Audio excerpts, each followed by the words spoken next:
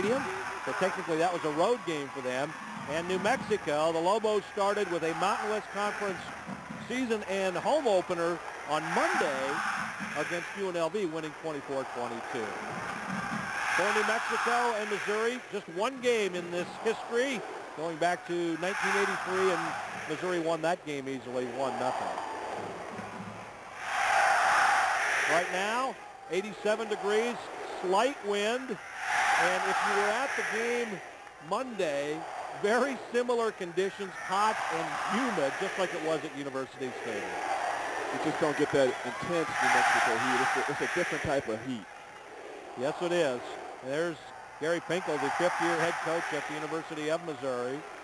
Team slumped a little bit last year, dropped to 5-6, and there's Rocky Long, actually in his 8th season at New Mexico, who has a chance with a win tonight to become the all-time winningest coach, moving past Roy Johnson into the #1 spot with 42 victories.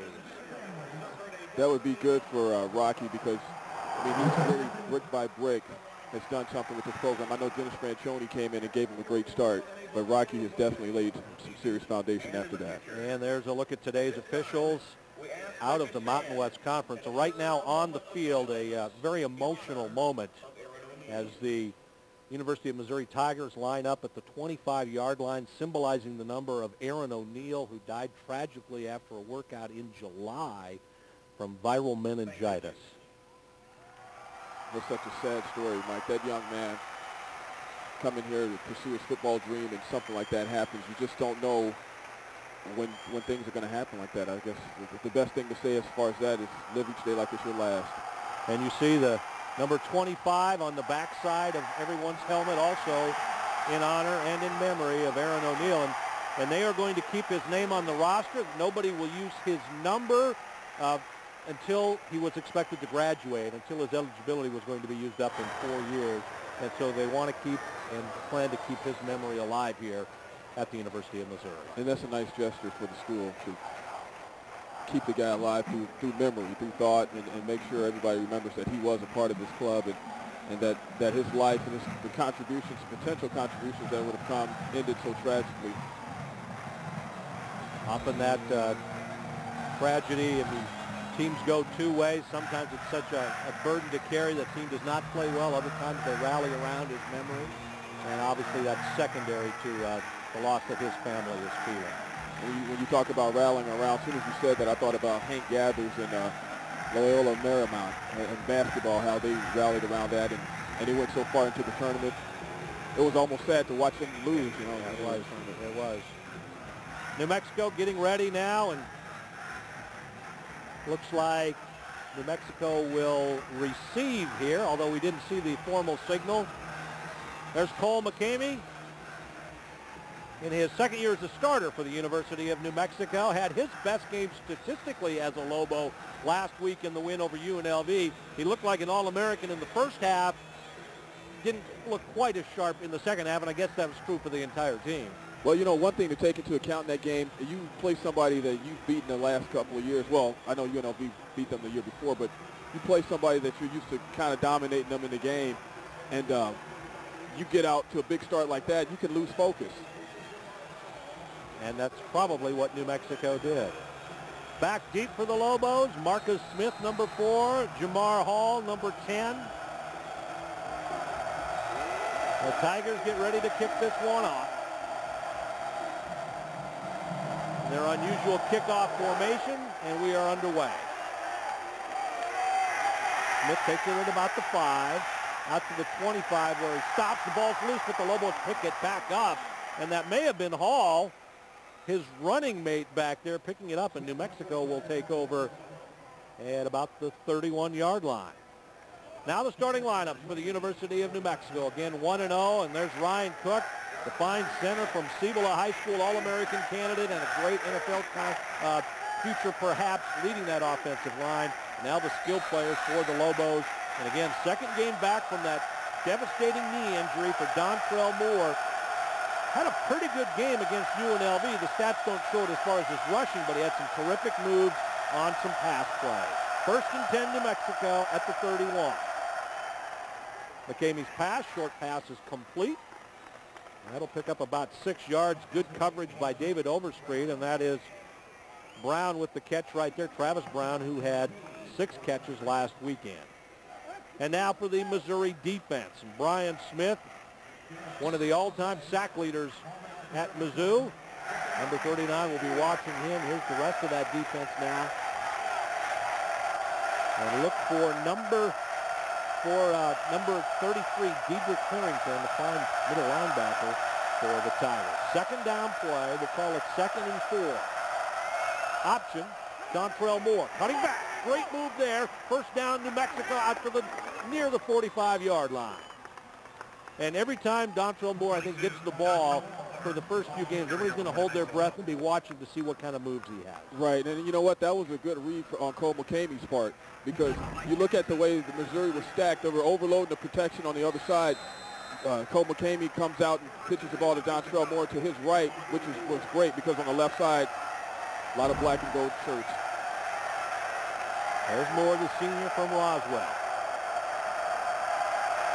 Needed 149 yards rushing to move past Michael Williams as the all-time leading rusher at UNM. Option left. And Moore has nowhere to go that time. Maybe a yard before he is stuffed by the strong safety, Brandon Massey. And Brandon Massey just did a textbook tackle on DonTrell Moore.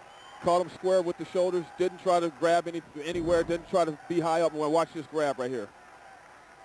Hit him right in the numbers. Right there at his waist. Just there's nowhere for DonTrell to go because he is wrapped up.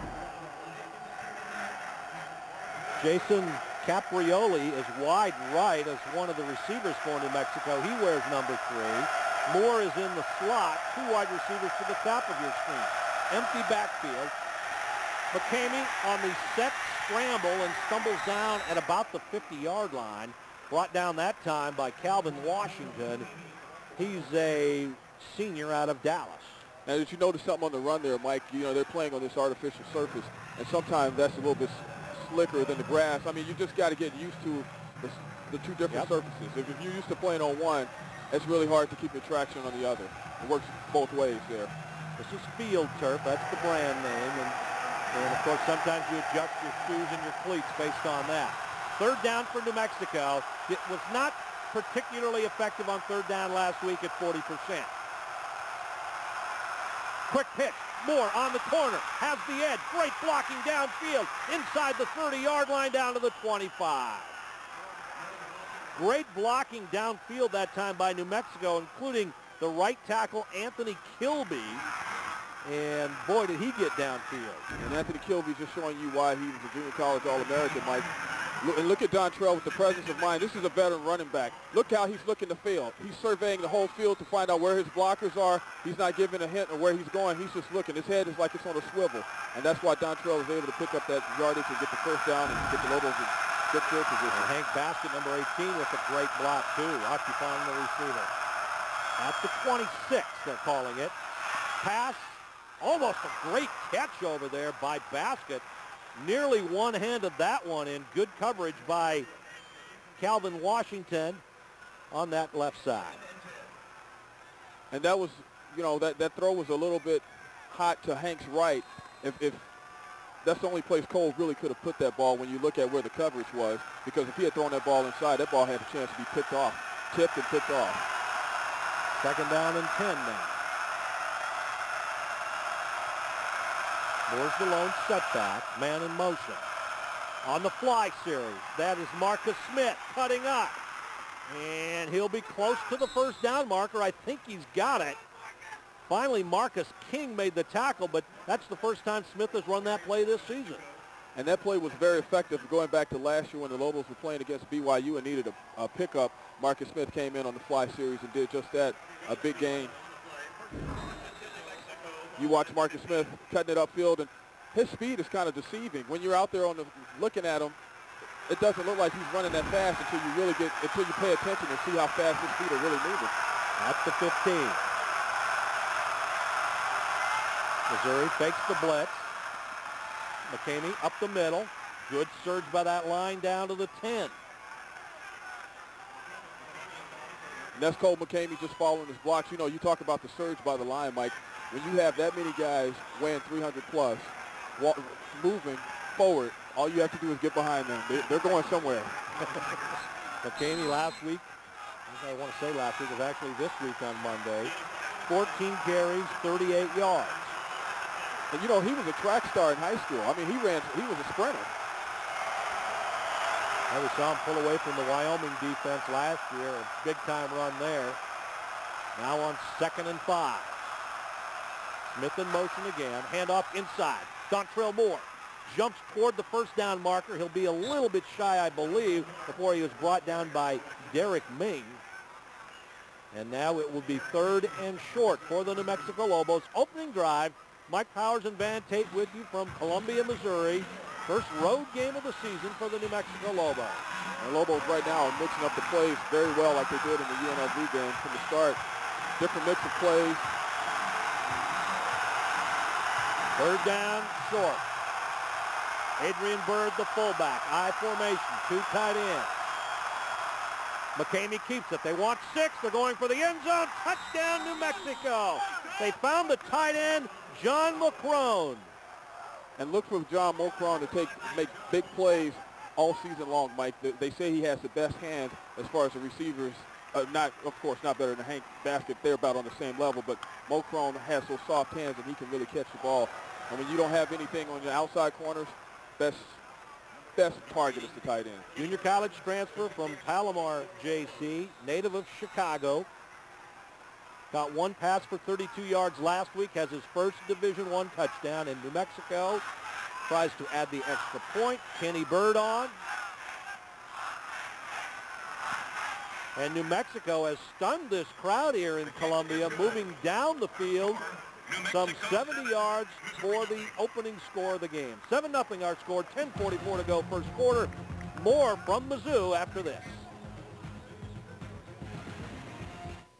The Bond Company offers you a trade-in plan to help you keep peace of mind as you go through the process of selling your current home and then buying your next home. Knowing your current home is guaranteed sold at a certain price, you can buy another home and make financial plans of certainty. Using their trade-in plan enables you to avoid double mortgage payments or the cost of moving twice. The Bond Company's been doing successful trade-ins for more than 30 years. To find out more about their trade-in plan, call the Bond Company Realtors, New Mexico's largest independent real estate company. And New Mexico has taken a 7-0 lead. 5-yard touchdown pass to that young man right there, Mulcrone. Scoring drive, 73 yards.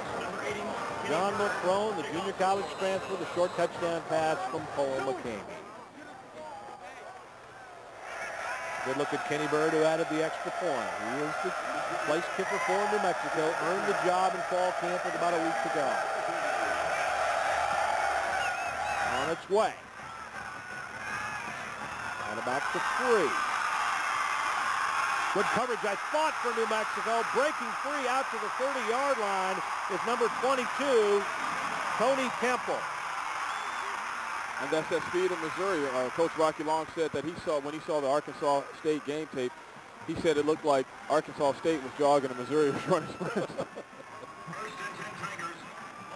And here's a look at the Missouri starting lineup.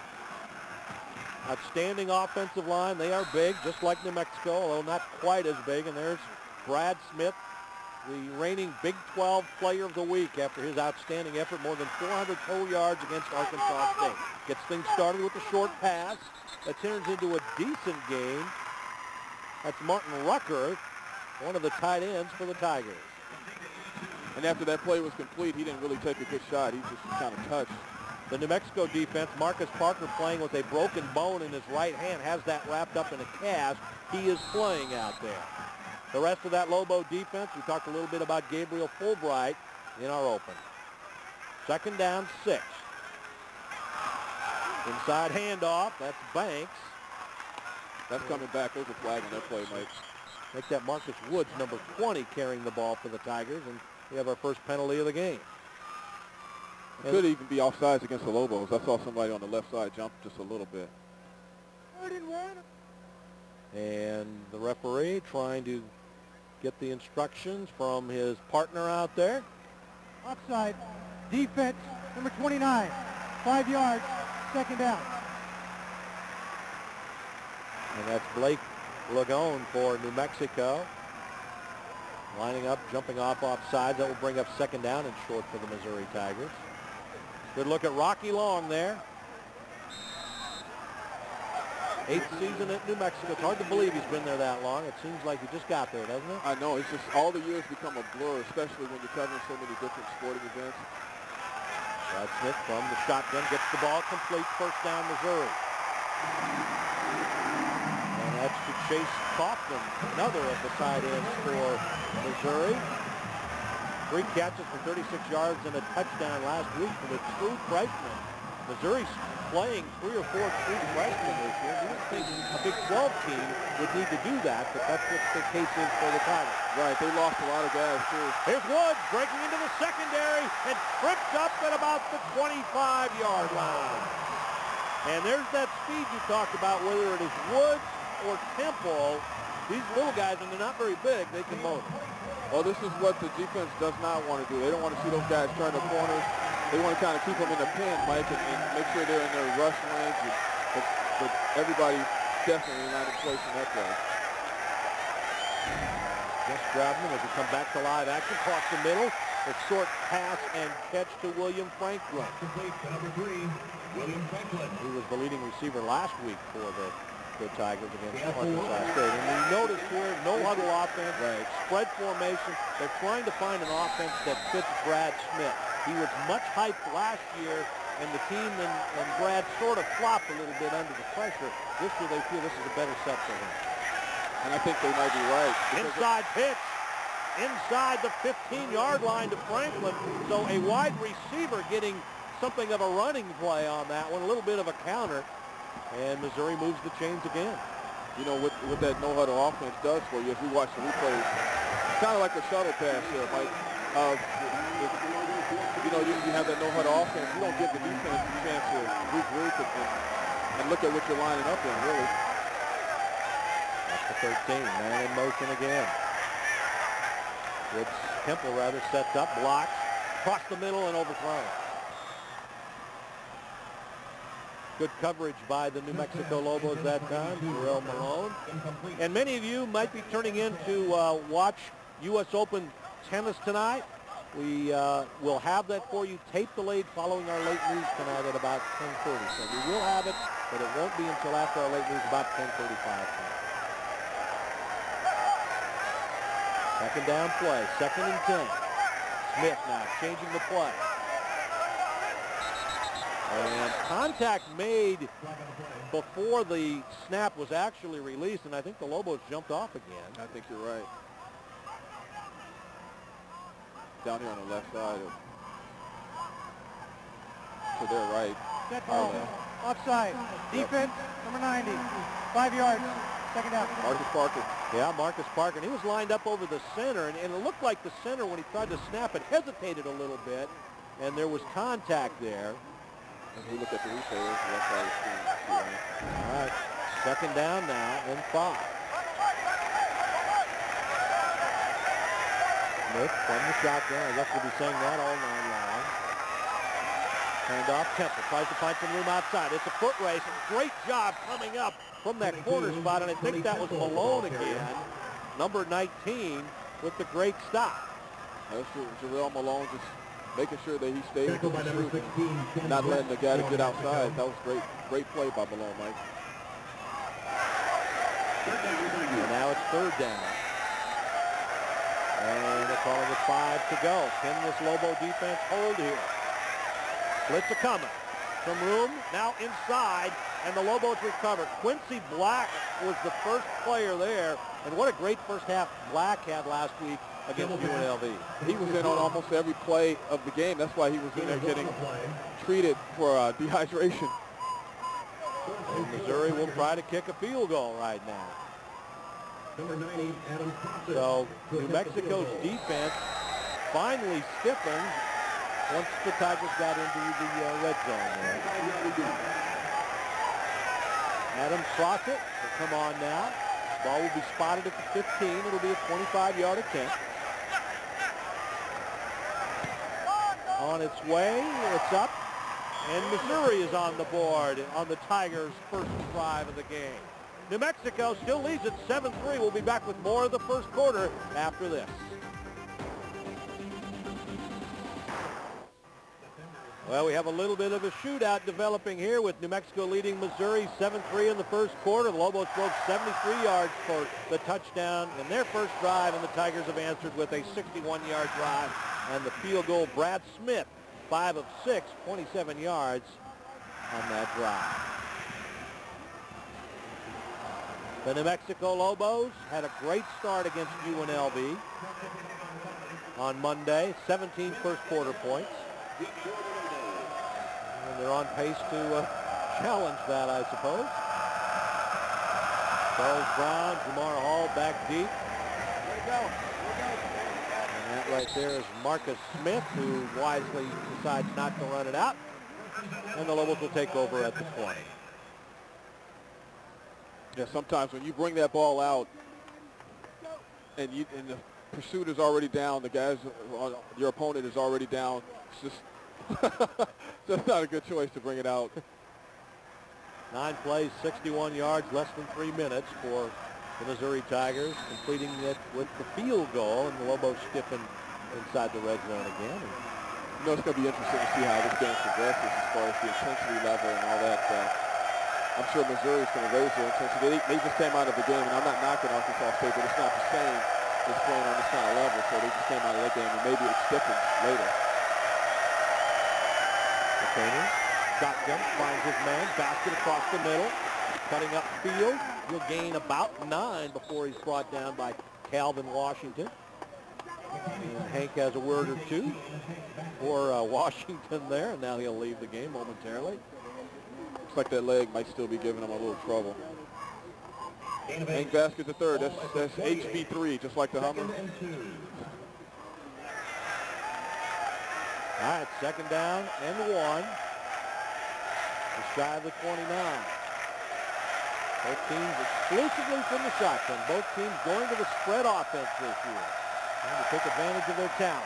And some of that talent right there is DonTrell Moore. Of course, one of the big concerns for Missouri this year was that huge offensive line of New Mexico.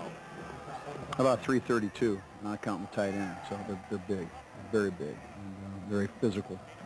And that's what they did a year ago, and that's what they did. They got back that a little bit in this particular game. We could see that they'd line up in the I formation and start pounding a little bit and hitting you up the middle with that big offensive line. And when it wears you down a little bit in the fourth quarter, certainly with that'll be a great challenge for us. There's no question about it. They're very, very big up front, and as big as offensive line I think I've ever seen. And those are the words of Gary PINKEL, the Missouri head coach. We watch the catch that time to Travis Brown. Of course, New Mexico up front, 354, 318, 320, 315, 319. And that is one of the biggest lines in the country. There's no question about it.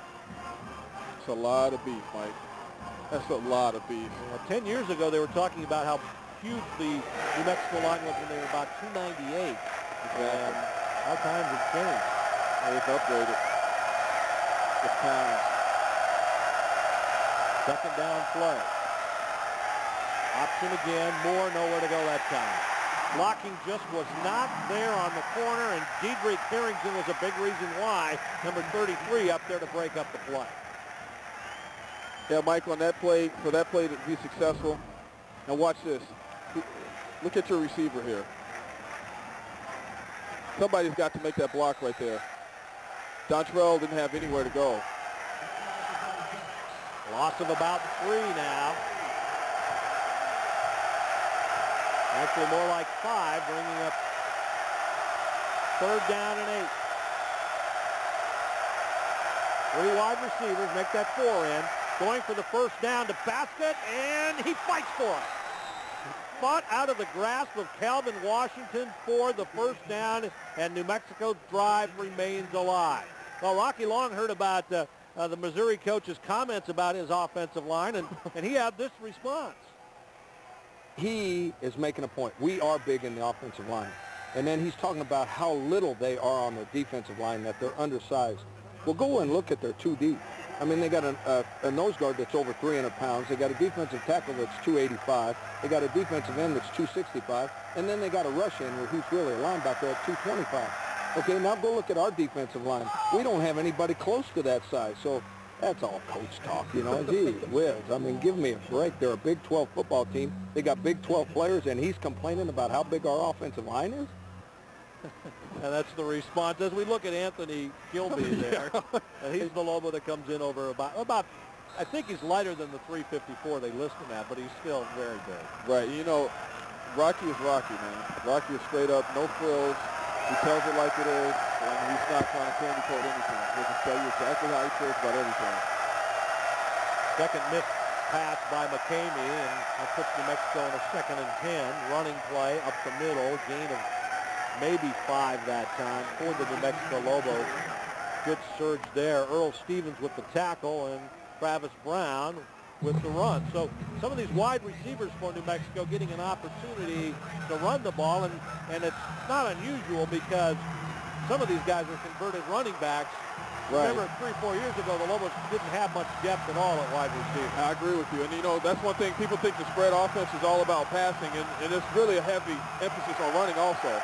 New Mexico perfect on 3rd down thus far in the game. McKamey under 7. Got some room out there. Breaks 1 tackle, and he's going to get the 1st down.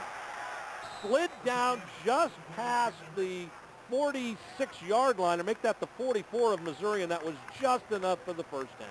And that's very frustrating for the opposing team when you got a quarterback with this kind of speed. Look at this, Mike. Kole just did good not to pitch the ball. I think he thought about it because DonTrell did look like he was open to do some damage. But it was better for Kole to keep that ball for the Lobos to get the field position they need to pick up the much-needed 1st down. Now, I don't know if there was any check at the line of scrimmage, but it was clear that the left side was the best place to run that option, so they were definitely in the right place. Right, and it probably was because what Missouri's been doing, like they try to overwhelm your protection, so they overload the side of the field, and that's probably what happened. DonTrell Moore is tripped up as he comes around and is slow getting up. But I think it was one of his own offensive linemen that he tripped over. Otherwise, he might have picked something up. Let's take a look right there. Yeah. And I think that was Ryan Cook, the center, who was pushed back into the path of DonTrell Moore. And DonTrell, you can see him grimace a little bit there. Trying to stretch out. That was a loss of 6. It'll be 2nd and 16.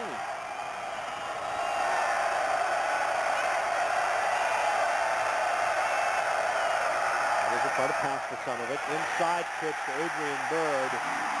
And that one was going nowhere. Brian Smith, the first player there. And that might be one of those instances where you just say, hey, I'm not going to make this pitch. Let me see if I can try to make something else happen. And right, in this case, it would have been better. Look at that. Where's he going to go? Nowhere to go. Nowhere there. If the receivers keep running the routes, I mean, this is where you make soup right here. Loss of 6, then a loss of 4. It's now 3rd and 20. This was not a good series as far as up to this point. It was good all the way up to this point. This is where you want to be smart. Don't force anything. McKamey, 3rd down and long. That's time. He's going down the middle. Baskett got it away. Good recovery. The ball was just too long in the air. Jason Simpson knocked it away. If that ball was a little bit further and faster, if that had gotten off as a bullet, that would have been 6 points right there. Well, McKamey had a scrambling around there off his back foot, so he was probably lucky to get it that far. Right. But it was close. Anytime Baskett's down there, McKamey feels very comfortable just throwing it up, and let's play high jump, right? Yeah, well, Hank does have a reputation of being a great high jumper, doesn't he? Here comes Tyler Goss, terrific punter as far as placing the football. There's a delay on the field, maybe an equipment problem for one of the Tigers. Substitution coming in. And now they're ready to set the ball and start the clock. But Tyler Goss is wonderful at pushing the ball inside the 20. A lost art there. Not that he's anywhere near pushing it out. That one almost blocked. Fluttering a little bit. Hits at the 21. Bounces back, and New Mexico should pounce on this. Finally they do. Missouri will take over at the 23. Well, the Lobos are unable to score on their second possession, but they still lead it. 7-3 our score from Columbia. This game plays out because we are being thoroughly entertained up here. Brad Smith, the fine quarterback for Missouri, with the handoff inside. He rotates his tailback. This time it's Tony Temple, number 22. And he's brought down by a number of New Mexico Lobos, including Mike Mohoric. Island High.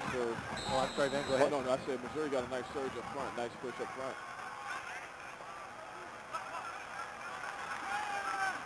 Shotgun, pressure up the middle, tip, intercepted.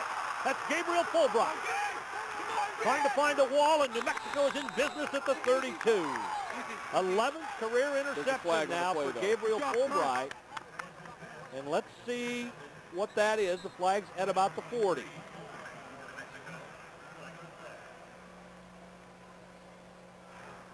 The tip drill, and Fulbright was right there waiting. Lobos continue to celebrate.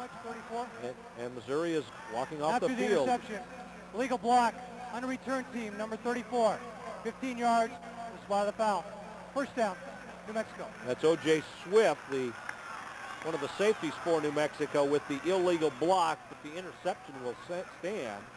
And that's the first time that Brad Smith has thrown an interception this season. You know, I'm not surprised by the Lobos getting a penalty after the interception because, you know, this team, they get penalties. Like, they're kind of like the Raiders of college football. They do get penalties, right? And they've cut down on them. I mean, it was more like earlier, but now they've cut down on them, but they still get them. There's a look at Fulbright, a really nice young man, very personable. And he has his mouth full of gold. Yes, he does.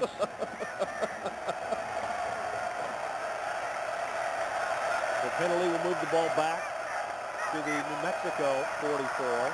Now the screen to Baskett. Has a couple of blockers out there. And decent gain before Baskett is brought down, but it looked like it had a lot more potential when it started, that play. Well, you know, that just shows you the kind of speed that Missouri has, because that play closed down real quick. But look at Hank Baskett with the presence of mind after he got the ball. You saw him looking at the first down marker. So the play ended. He was still trying to get that first down. Less than a yard short of the first down now, inside Missouri territory.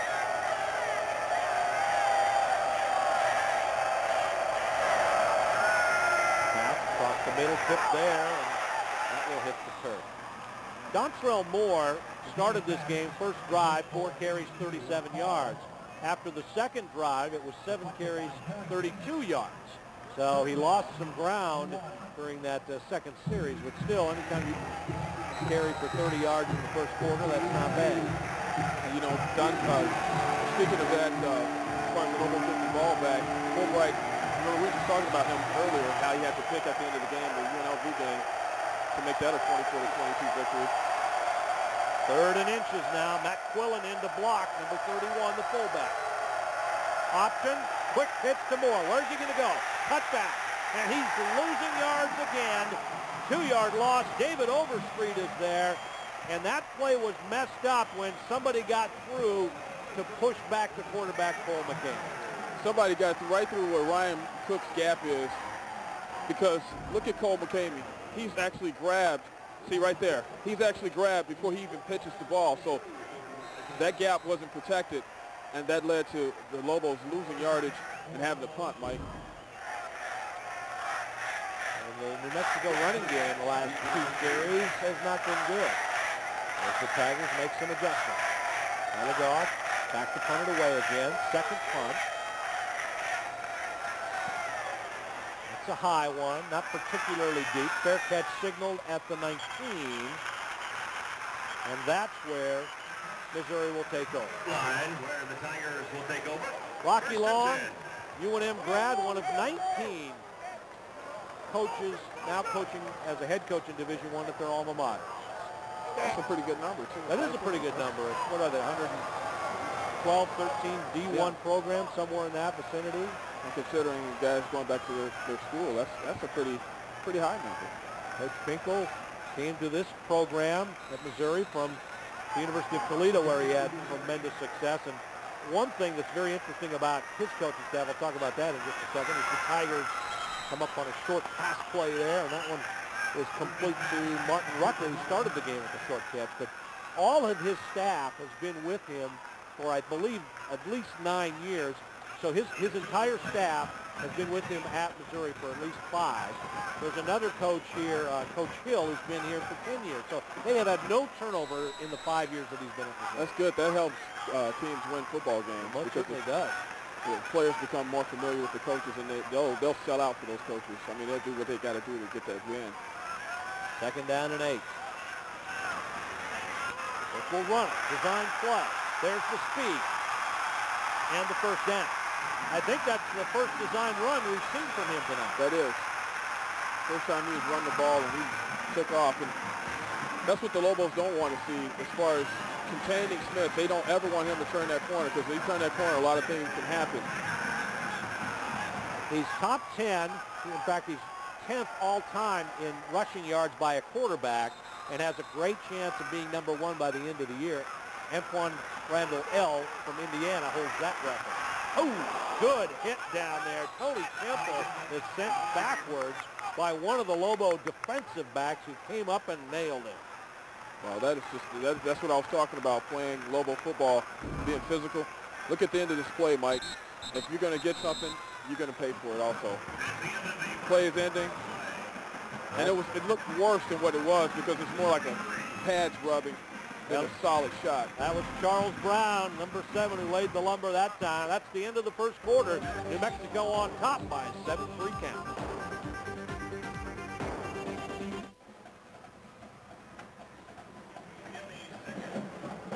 And here's a terrific look at Memorial Stadium in Columbia, Missouri. And there's a look at the numbers from the first quarter. And how about the bottom number right there, man? That time of possession, that's a glaring number, Mike. For the Lobos to have the ball that long and not do anything, that's good for Missouri, because as long as that happens, that's a momentum builder. Chase Griffin breaks a couple of tackles. It was a near loss, and he picks up 8.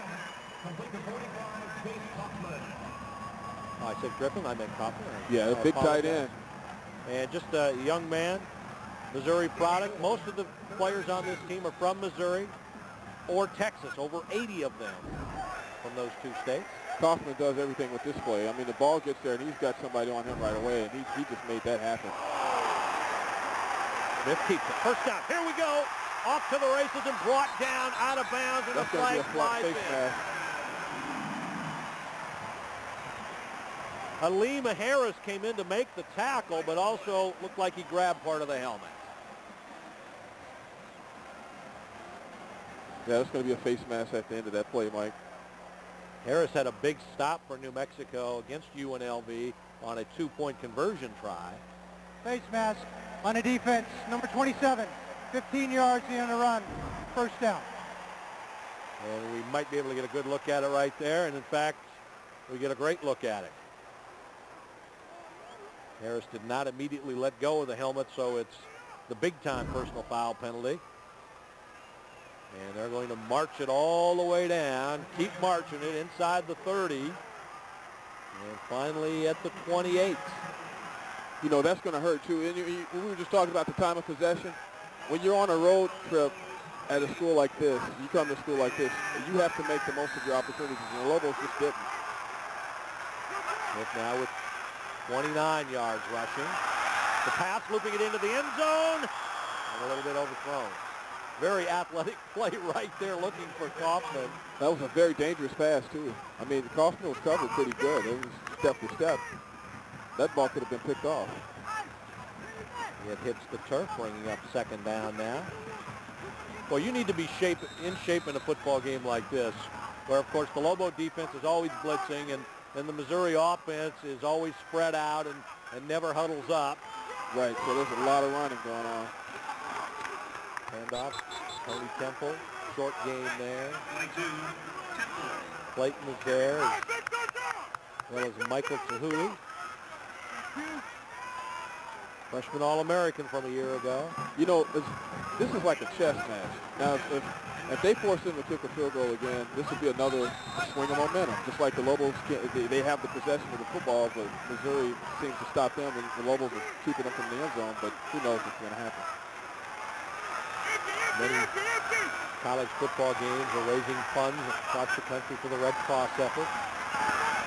Short pass, and that is incomplete on third down. That was kind of a lackluster play right there by the Missouri Tigers. A little bit short to Brad Ekweekwu. My mistake there. No, well, Eck, we're going to call him Eck. They call him Ekweekwu. That's what, yeah. There you go. He had a big game last week. Yes, he did.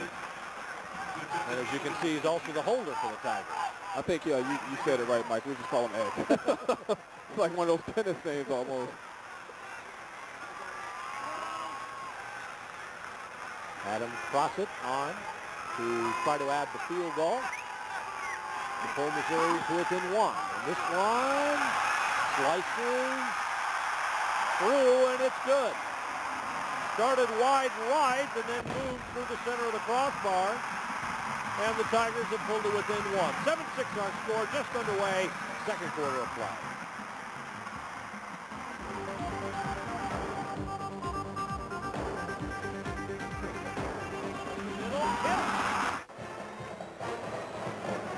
Golden Girls here at the University of Missouri. Tigers have just pulled it within one of the New Mexico Lobos. 7-6 our score. Tigers have scored twice on the field goals. Lobos once on the very first drive of the game. Kole McKamey touchdown pass to John McClone. And now Missouri kicks off. And about the 2, it's New Mexico. Lamar Hall coming out, cutting back, out to the 20. Nice effort there. And kickoff return has not been one of the strong suits for New Mexico over the last 5 or 6 years. Just has not been particularly good. Right, and that's something, you know, because it's just every other phase of the game, they seem to have gotten things down, but kickoff return, you know, well, it was, actually, I take that back. The white counter used to make it kind of fun.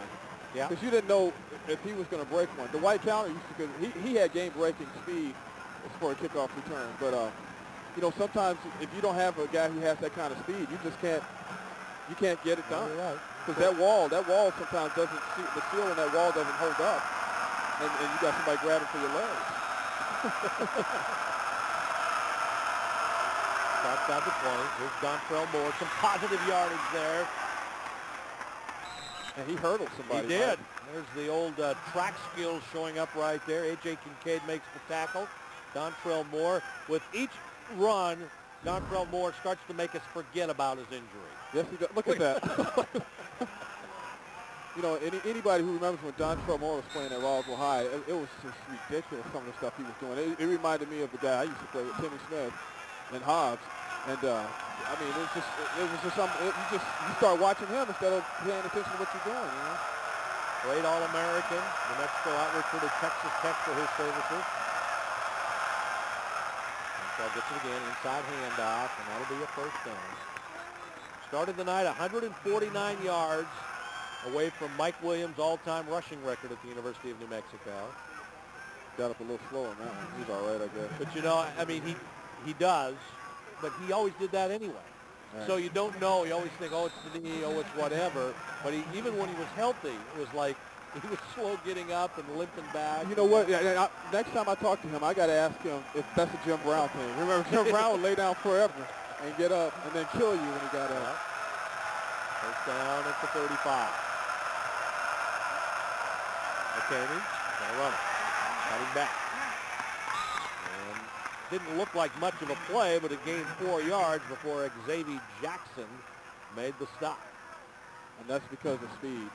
That's all because of speed. Kole McKamey with sprinter speed, just like his counterpart, Brad Smith. Kole can run too now. I know people might not realize that, but Kole has some gears too. Well, Kole, since he arrived at New Mexico, is always considered a running quarterback, and he told me and others, I'm sure, hey, I threw the ball at Artesia.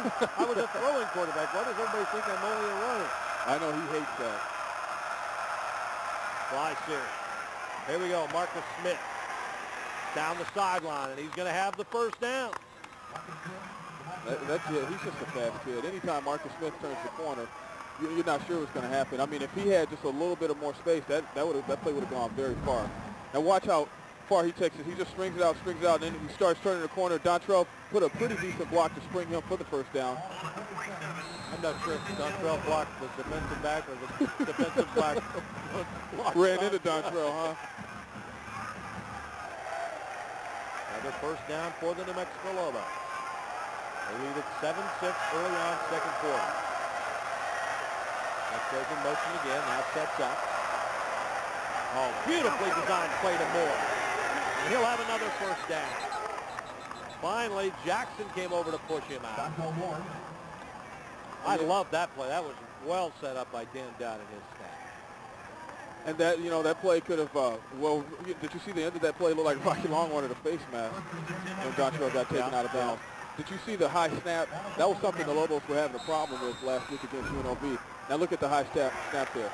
And Kole reacted well to it. I mean, the first week running it, it may have been some jitters with that. But, I mean, you need every second you can get when you're running this offense. And the high snap takes away from that. It's all about time.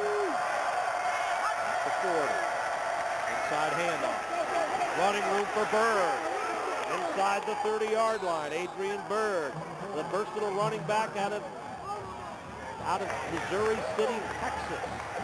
And he's a guy that, of course, was exclusively a fullback. I shouldn't say exclusively, but mostly a fullback. Now they're trying him to tailback in different positions.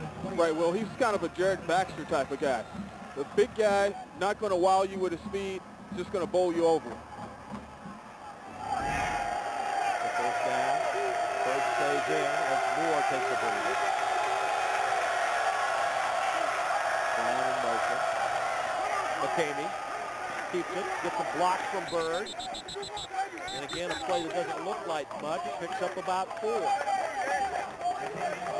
And I think it's sort of interesting that Bird has developed into the number 2 tailback instead of Rodney Ferguson, the sophomore now from Monzano High School. Well, the one thing, there's 2 things. Bird being a senior, the veteran leadership there. The second thing, which hurt Rodney, was sometime in practice, Rodney will put the ball on the ground, fumble. But if going now in Rodney's defense, Rodney looks unbelievable in practice. I mean, he runs like crazy. Lobos are definitely winning the rushing yards battle so far. Into the end zone, looking for Baskett. Is he in? Yes! Touchdown, New Mexico. The official right on the spot made the signal, and Baskett hauls in his second TD catch of the season. And give the offensive line credit for giving Kole McKamey enough time to get that ball off, and Kole for having the concentration to follow Hank all the way until Hank got open, and Kole saw the pressure coming, and he just stood there. And look at all the time he got to throw the ball, and there's Hank. Hank 2 steps ahead of his man. Hank dragging his left foot to keep it in bounds and make sure it's a touchdown. He only needs the one. He only needs the one in college football. And as soon as this kick is off, it is unreviewable, not reviewable. And so it will go in the books as a touchdown, and I think it's the correct call. So New Mexico has taken a 14-6 lead, again quieting this partisan Missouri crowd. Another Hank Baskett touchdown has the Lobos in front, 14-6, and now we have a couple of replays of this, and it was very close to being out. Watch the right foot, and it looks like right there he's in, and then the heel maybe clips the out-of-bounds line, but it looked like he had that foot in as he catches the ball. Right there. And so it never was reviewed. I'm kind of surprised the booth officials didn't signal, hey, let's take a look at a replay and stop this, because it was awfully close to begin with. Right, and another thing too, us being way up here, the game officials down there, and maybe his foot was so in that from here it looked like the heel clipped it a little bit. You're right. The kick goes into the end zone, and Missouri will take over at the 20, trailing by 8 points. First and 10, ball at the 20. Again, the instant replay is new in almost every conference in the country now. And coaches can challenge. The booth official has the right to stop play to take a look at a particular play. Now, you can't review everything. Right. But certain plays you can, including a scoring play like that. And if you watch the Notre Dame-Michigan game today, 2 key plays overturned what the officials had ruled on the field, and I think correctly so, helped Notre Dame win that game. Right, especially second fumble from the quarterback. Yeah. Brad Smith fires out one, gain of 9. Good hands that time by Missouri. And that's Arnold Britt for the Missouri Tigers. Again, a couple of the receivers for Missouri are not playing here because of injury. Sean Coffey out with a shoulder, and Jason Ray out with a broken collarbone. Slow play developing there, and Woods stays on his feet and gets the first down. I thought maybe his knee was down, but he kept chugging along, and that will move the chains. And Lobos a little bit late getting up off of him. Well, you know, that's you like your running backs low to the ground. That's a reason right there. They can go in there and hide. And see, he was never down. He was never down. He just looked like it because he's a little low to the ground there. 10:34 and counting. That's first half of play. Smith, watch the end around here. Lobos have it smelled out. Cutting up the middle and losing another yard is Wolf Franklin. That play was way slow in development. And again, for those of you tuning in to watch U.S. Open Women's Tennis, that can be seen tonight, tape delay at about 10:35 after our late newscast. That's so we can bring you this University of New Mexico football special. We appreciate your understanding on that. Smith sets up. Right off the numbers of Franklin. Just turned away, hit the shoulder pads and bounced out. You know, as a quarterback and you're trying to get something going for your team and you give somebody the ball right on the numbers and they don't catch it, that could be very discouraging. I mean, you really have to psych yourself up after seeing that, and especially if you don't get the first down here. It just kills your momentum. 3rd down, 11. Franklin in motion. Blitz coming backside, down the middle of man. First down and more. Inside New Mexico territory, Martin Rucker. And Rucker now has 3 catches. That's by far his longest of the night and longest of the season. To give Missouri credit for giving Brad Smith plenty of time to get rid of that football, Mike. The pressure was coming, and Smith just stood there. Look at that. Soft spot in the middle. A completion. Quincy Black came over to make the tackle. Now back to live action, and another loss. Good pressure by that New Mexico defense. Adam Garday in there, as well as Billy Britton right there. And that's something that the Lobos were losing as the UNLV game went on last week. It seemed like they lost some of that intensity from the pressure of their defense. You know, their defense is built around pressure. And it just seemed like they couldn't get to Steichen as much as they wanted to, or get in the backfield period. Now the numbers there for Smith. Will add to him right there. There's Marcus Woods motoring down near the first down mark. A little bit short. Going up 3rd and 5.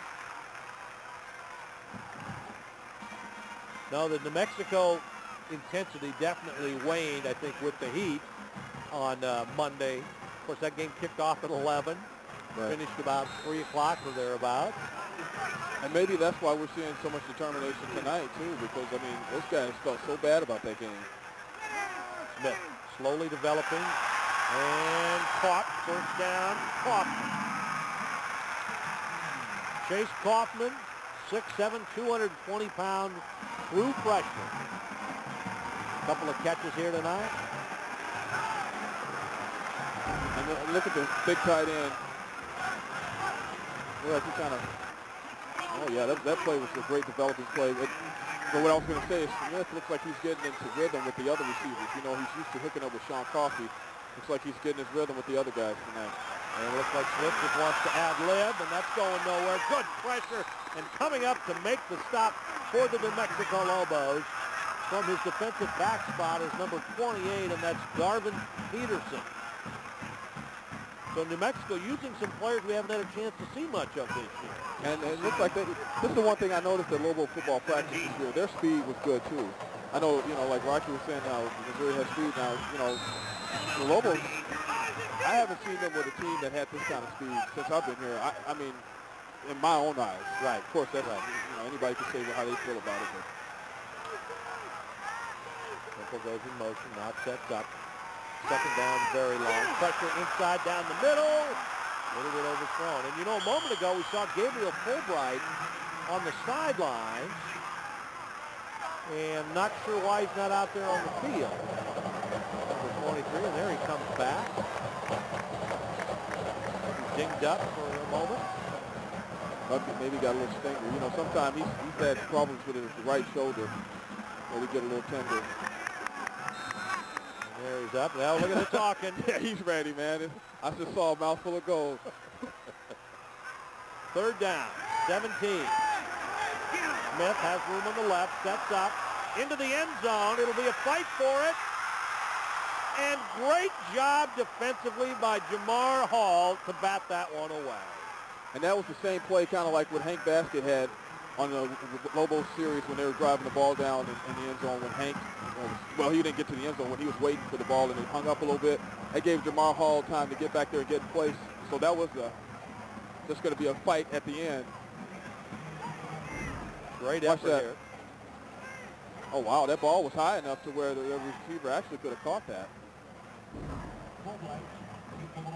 And I believe this might be the first punt of the game for Missouri. It is.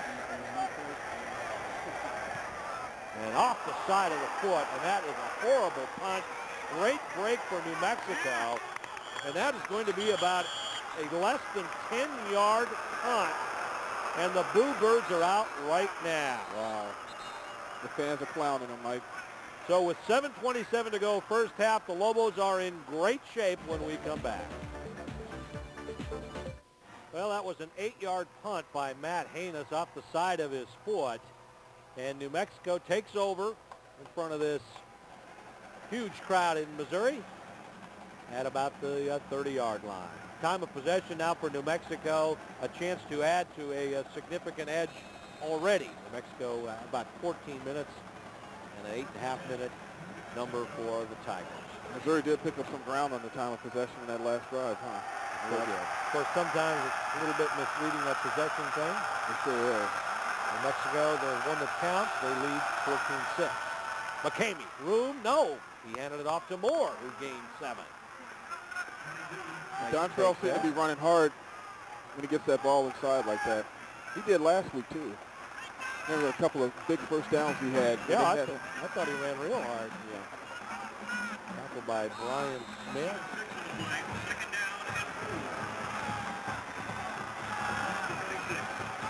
Think about how good he feels as long as he keeps getting the ball and look, he's playing. Right.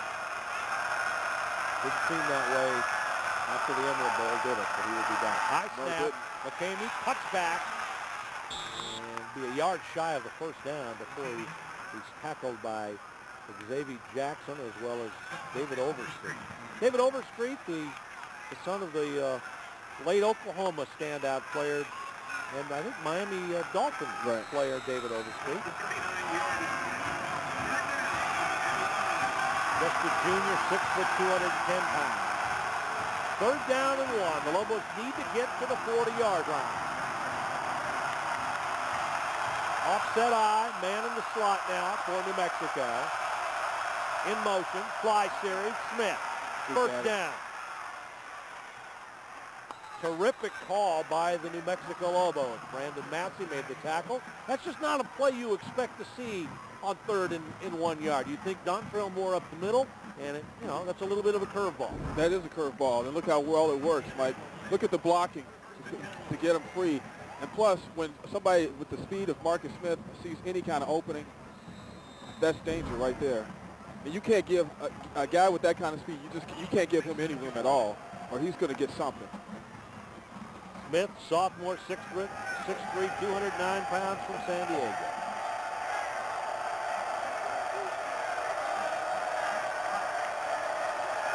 Great drop this time, going for the bundle down the field. And Baskett made the effort, but a little bit overthrown. Marcus King on the coverage. And if you notice, you can see Baskett doing a little bit of pushing as he was running down, trying to get a little bit of room there. Yeah. And he has turned into a really good receiver. I mean, when he came to New Mexico, I mean, he'd been a quarterback at Clovis. He'd done a little of this, a little of that. And he's really developed into a good receiver. He has. And, you know, going back to his Clovis days, he was kind of like a Houdini out there when he was quarterback. Can you imagine facing a guy like that in high school? No. 2nd and 10.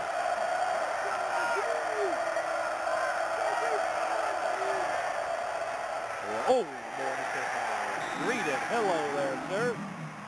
And now some words are exchanged underneath, and that was Jamar Smith and Van Alexander for the Tigers. Getting back to Hank Baskett a little bit.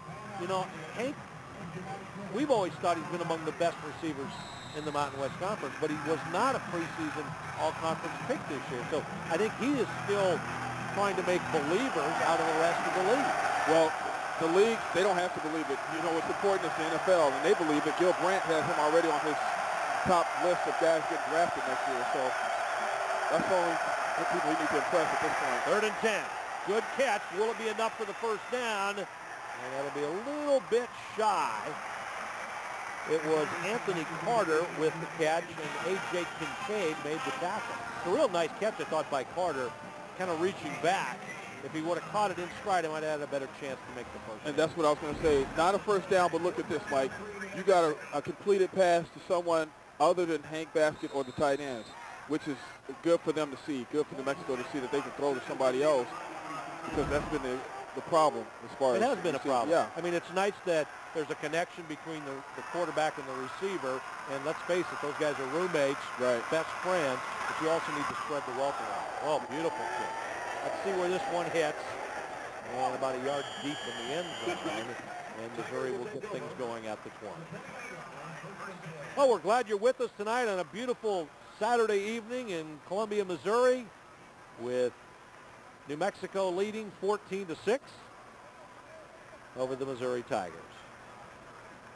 The Lobos need to make sure that they keep this drive to a minimum and get the ball back as far as going into halftime. You don't want a team to come out and score and take any momentum into the locker room. 14-6. Ball at the 20 for Mizzou. Smith is on play to run. It just glides right through there to pick up 7, maybe 8 yards. Mike Mohoric helped make the stop there. Yeah, when he knows he's going to run the ball, he just takes off. There's no hesitation. He's not trying to take anybody out. He's gone. And it's always a hurry up for Missouri, but it looks like now it's more of a traditional no huddle, trying to keep things moving here. Handoff.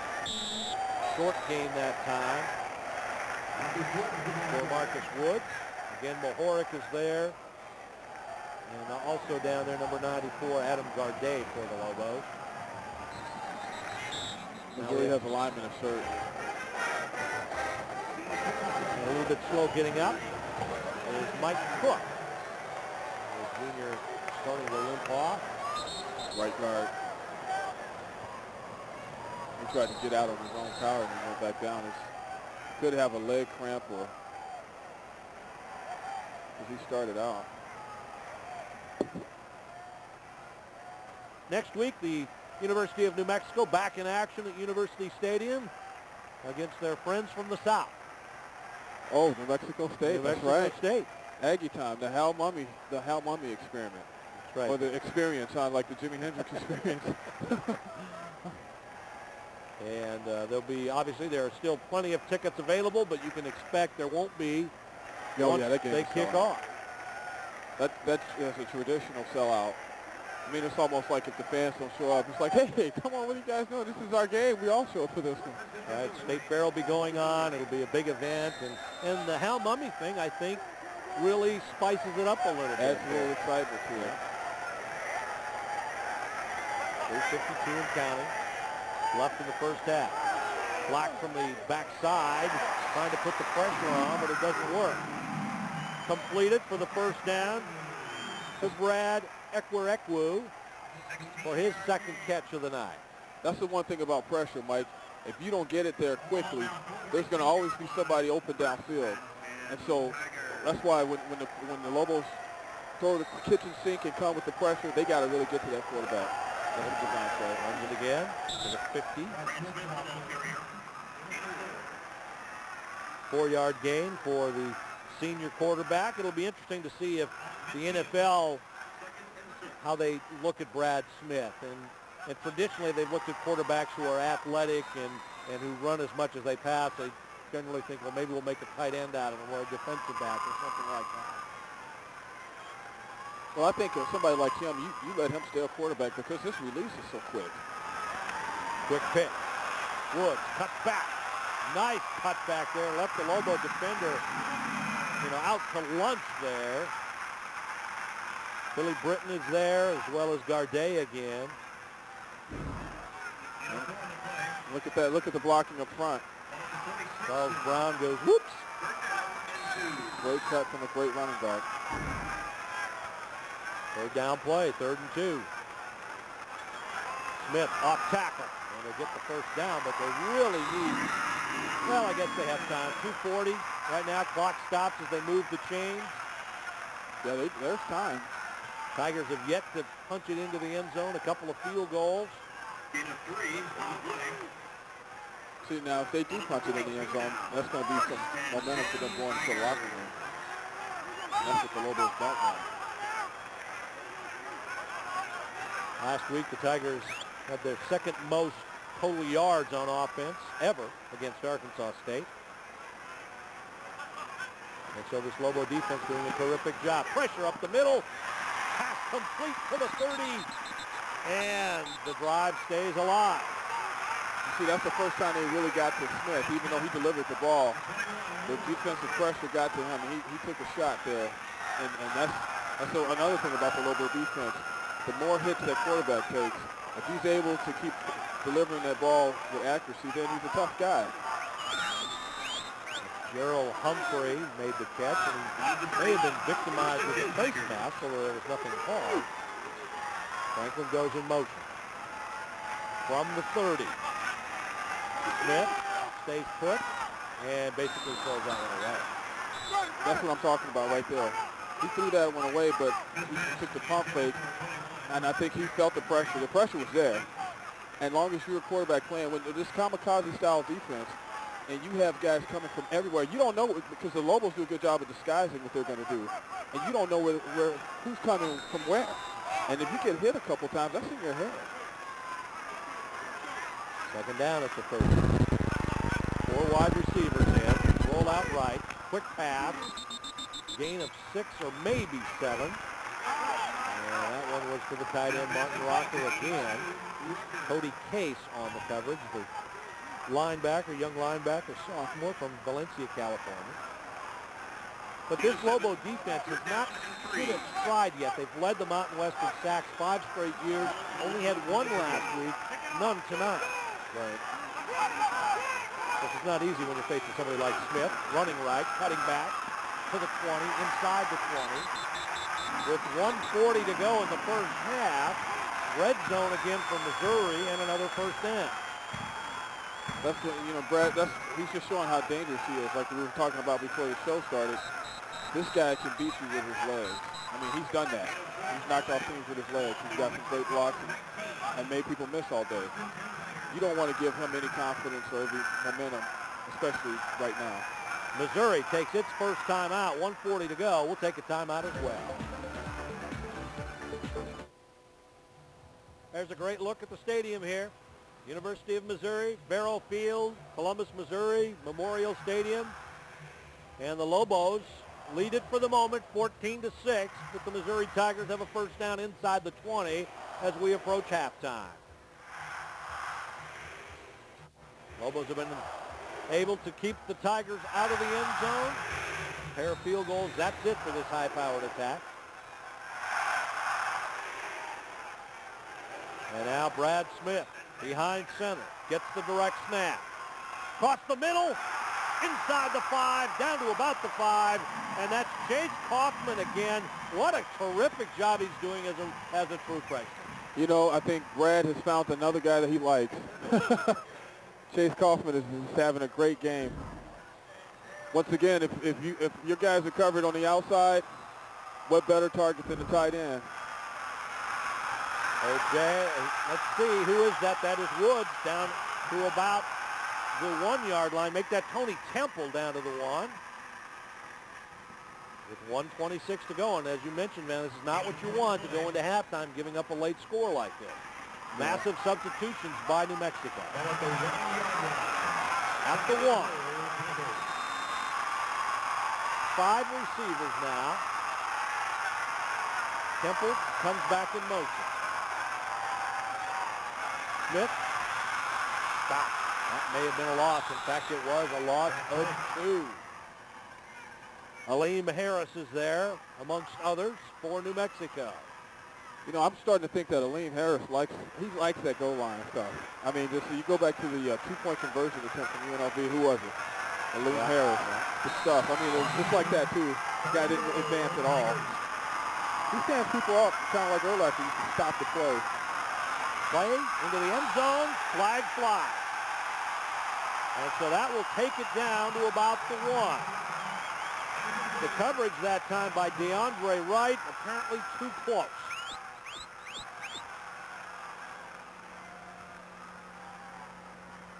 On the defense, number 2. Ball will be placed at the 2-yard line. Automatic. First down.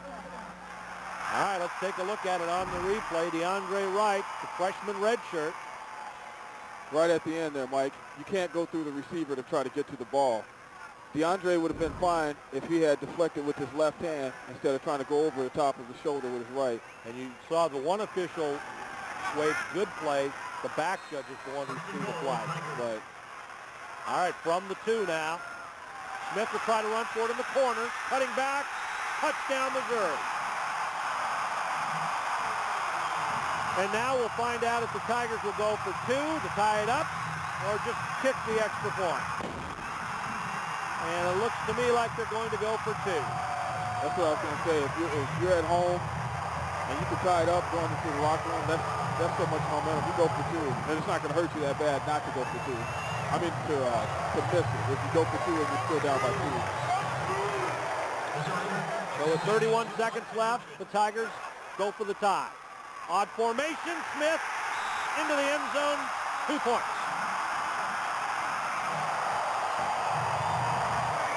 And Smith talking to the official there, who I believe is telling him, watch the celebration.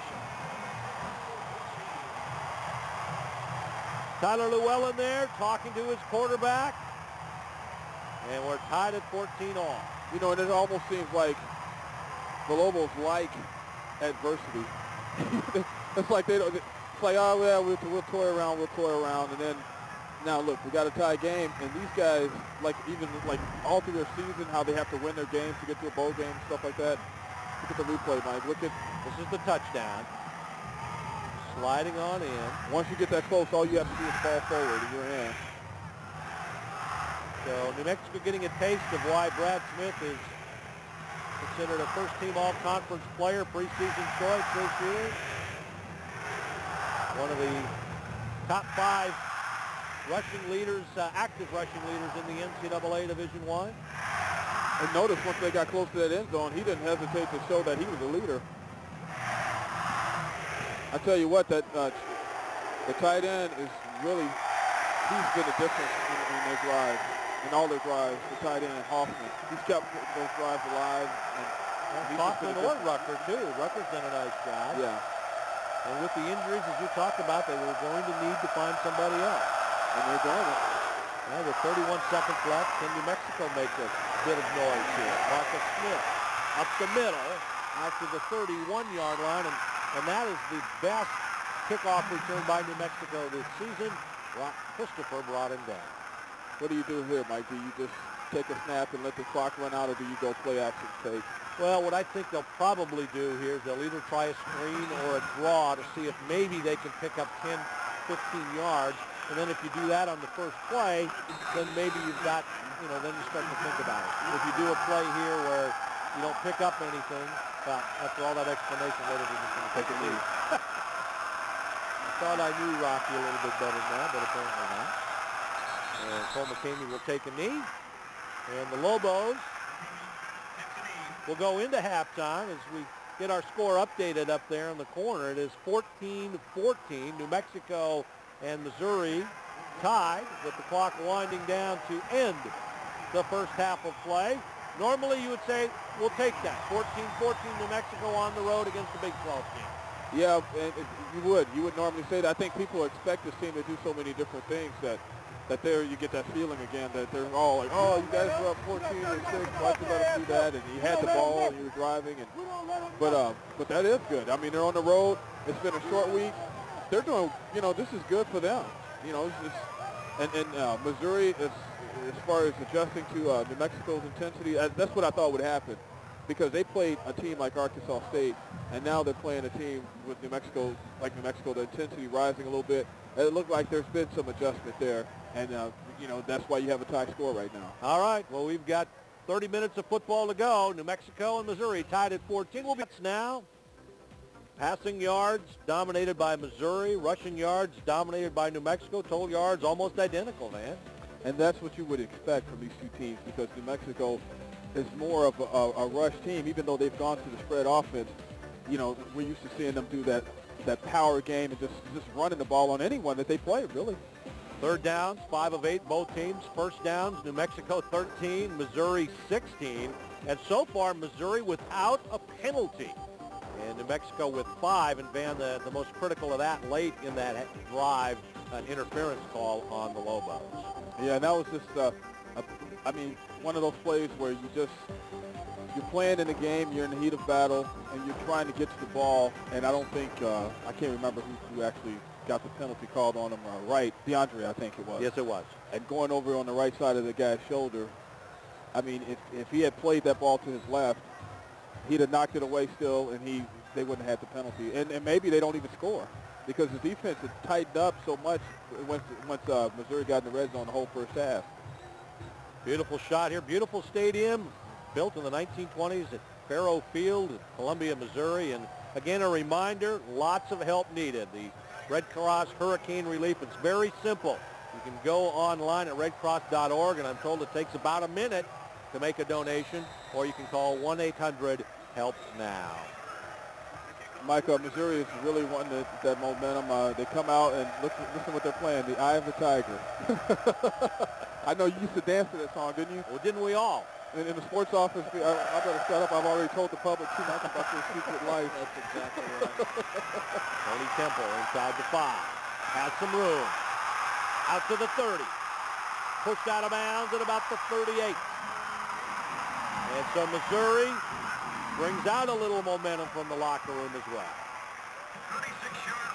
It's going to be interesting to see how the Lobos answer this first series. What Coach Rocky Long would like to see, I'm sure, is a stop, because not only did you send a message, but that opening momentum, that they took into the locker room would just be zapped right there. That would be a momentum change if you get a big stop on the first series. Brad Smith, Missouri quarterback, 15-23, 128 yards, 1 interception in the first half, 9 carries, 41 yards, and a touchdown, plus a 2-point conversion. He's number 16. Inside pitch. Gains very little. That's Tony Temple. Kansas City, sophomore. Their running backs, 2 sophomores. Marcus Woods, 5'8", 185. Tony Temple, 5'10", 195. And again, for you tennis fans, tape delayed for you tonight. The women's final at 10:35 following our late news, so we can bring you the Lobo football game. I'll tell you what, they need to check Tony Temple, make sure he doesn't have wheels and a motor on his back. That guy can really fly. Contact made. It looked like there was contact bumping the receiver before the ball got there. That was Franklin, but no flag. I'd like to see that again, Mike. I wonder if that was if there wasn't a flag, because those guys may have run into one another, but it definitely looked like the Lobos got a break there. Blake Lagone there, number 29, maybe the guilty party, but no flag, so who's to say anyone's guilty? Third down play. Smith being pressured, and he throws it away. What are they saying? It's a fumble. New Mexico picks it up, and into the end zone is Marcus Parker. He didn't get there. He's on the 1-yard line. There's still no signal here. There's mass confusion down there, and that's Ebroy Thompson, not Parker.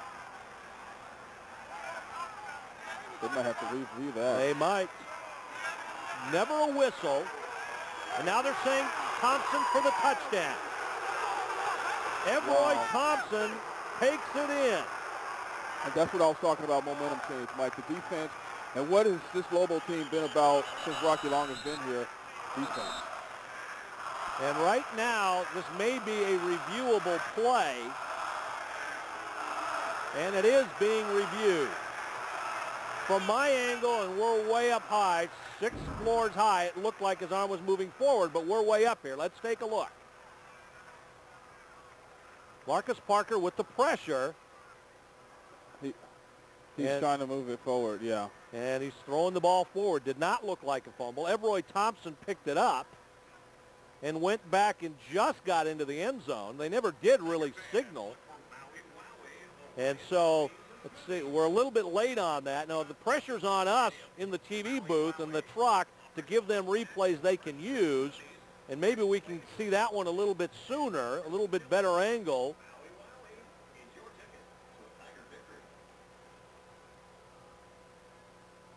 And it looked like he pushed it out there, but yeah, it needs to be definitive. Yeah, that looked like that may have been slipping out of his hand before it looked like he was trying to go throw in motion and he was dropping it. That's a smart play from him if he knew that, hey, you know, I'm losing grip of this football, because it looked like he tried to complete the motion with his hand, which would be a very smart play from him to keep possession with Missouri. And let's watch his knees also to see if maybe those were down. I thought that maybe he was in the grasp here. Certainly that's not a college rule, but yeah. A close play there about his knee, but the main thing is, was it a forward pass or was it a fumble? Yeah. And certainly it looks to me like it was a forward pass. It does look like it was a forward pass. And, you know, the pressure is starting to get, that's the one thing that you had to notice as the half was ending in the first half. The pressure was starting to get to Smith in the backfield. I mean, they were starting to get to him, even though he did score a touchdown and got the 2-point conversion. At first, I mean, like, you take the first quarter and the second quarter all the way through until the last part of the second quarter, Lobos hadn't really sacked him or been back there. The officials are at about the 15-yard line in communication with the replay booth official, which is up by us. I mentioned we're about 6 stories high. And there's the man that picked up the loose ball and ran it in for a touchdown. At least a touchdown for now. Yeah, I think they were trying to rule if it was on the 1-yard line or if it was a touchdown. Or maybe they're trying to decide if it was a forward pass. Who knows? They're going to look at the whole play now, I'm sure. The Lobos is trying to sell it, though. Look, Bird is out on the field. Ready to go. Yeah, he broke the play in the end zone. If that's the discussion that they're having, then that's a touchdown. Well, again, we didn't, on that particular replay, see whether his foot was out. Listen in. Stands is called. It is a touchdown. Wow. And Thompson gets a touchdown, which surprises me a little bit. But again, they need, you know, indisputable evidence to overturn it. And apparently they felt they did not have it. Everroy is the guy who, UNLV says he likes to mutilate his opponent. We just started laughing. Now Kenny Bird on to add the extra point, and what a turnaround on one play. And the contact before the snap. Looks like Missouri jumped, but we'll see about that. There may be a little frustration there. I would agree. Offside. Defense, number 40, half the distance. Replay the try. You don't need that. I mean, I'm sure Coach PINKEL is not happy about that. I mean, his team just lost their momentum on that play, and then you got a guy offside getting eager about it. I mean, just be patient and play the ball, play the extra point. And now Bird will try it again. They get a little bit closer.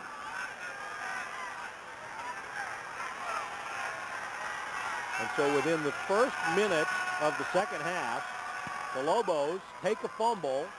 Everroy Thompson picks it up, takes it into the end zone, and now New Mexico gets the momentum back, up by 7. Well, a turn of events has New Mexico up by 21-14. A controversial touchdown on the defensive side of the ball in the first minute of the second half. Reviewed whether they were looking at whether it was an actual fumble or whether they were looking at whether Everett Thompson stepped out of bounds. Doesn't matter. It is a New Mexico touchdown. And boy, the adjustments that the Lobos made at the halftime, as far as, I don't know if you've noticed how many people they were bringing back there in the backfield. Tony Temple at the goal line. That's 22 or thereabouts before he was brought down. Jamar Hall is there. In addition, for the University of New Mexico is number 31, Matt Quillen. And there's Rodney Ferguson wearing number 21 this year. Let's go back to the touchdown now from the backside. And let's see. There's Brad Smith flushed out of the pocket. Marcus Parker pushes him out. And hard to tell whether he lost the ball beforehand or not. He was lifting it up and he lost it. He was lifting it up. He never came forward with it. Did you notice that? It came out of his hand before he came forward. So that was the ruling again by the officials. Look at that. Now he's starting to come forward. Ball's gone. Well, I don't know. It's still a tough call. I don't think he ever... Again, they looked for conclusive proof, and the official up there apparently did not feel he had it. And maybe he didn't. There's Smith again. Oh, how did he get out of that? Second down play. No, first down play, rather. Picks up 5. You know, he probably, right now, it looks like he's taking this whole thing upon himself because, man, he is really getting it done. And there's a Lobo shaking up. Nice tackle by Jerome Malone. Back at the 30-yard line. And like cramps. Looks that way, doesn't it? Yeah. When they're holding your legs up like that, man, you got either a cramp or they're putting pressure down by his, calf cramp. It looks like he's getting a massage there. That always feels awful when your calf cramps up. Now, we're not sure who that player is. We'll ID him in a moment. But you know, Rocky Long doesn't have to go on the road to play out of Missouri or at Texas Tech, but he likes the competition, and he doesn't care who it is. Yeah, and it doesn't mean a darn thing to us. I don't even think about it. I didn't even know it until it was brought up to me today. I mean, I could care less. I could care less who we're playing. I could care less where we're playing them. Our primary goal is this game, and we're going to try to do everything we can to win. I don't care if it's a BCS team. I don't care if it's a conference game, non-conference game. It's on the road. We're going to do the best we can to win the game. And Rocky specifically talking about, somebody asked him a question about the fact that he's never won a non-conference road game outside of the state of New Mexico. We're going to take a time out as the trainers continue to work on it. New Mexico leading Missouri now 21-14 after that controversial defensive touchdown a moment ago by the Lobos. There's Marcus Parker, who was injured a moment ago, helped off the field. And we hope to get an update on his condition as soon as we can. It looked like he was just cramping real bad, Mike. It did. The concern on Rocky Long's face told a little different story, but Brad Smith flushed out of the pocket, cut back, still on his feet, missed tackles that time by New Mexico. 2 or 3 of them before Mike Mohoric wrapped him up, as well as Billy Britton. Well, that's what speed will do for you. I mean, you think you have a guy, and you don't. Because, I mean, you're trying to, unless you wrap him up. See, look, he's just shedding tacklers. He just shed guys. And unless you wrap him up, you don't have him. Third down play, whistle flies. The ball snapped prematurely there. And we'll await the call there. Quincy Black, I haven't said his name too much tonight. Dead ball, offside. Defense, number 60, 5 yards. Billy Britton. That will be a first down now for Missouri. They've played catch-up all night, tied the game up in the last 35 seconds of the first half on a Smith touchdown and a 2-point conversion. Now, this is a big drive for them. If they score here, then nothing has changed. Smith pressured, gets rid of it, down the middle, incomplete.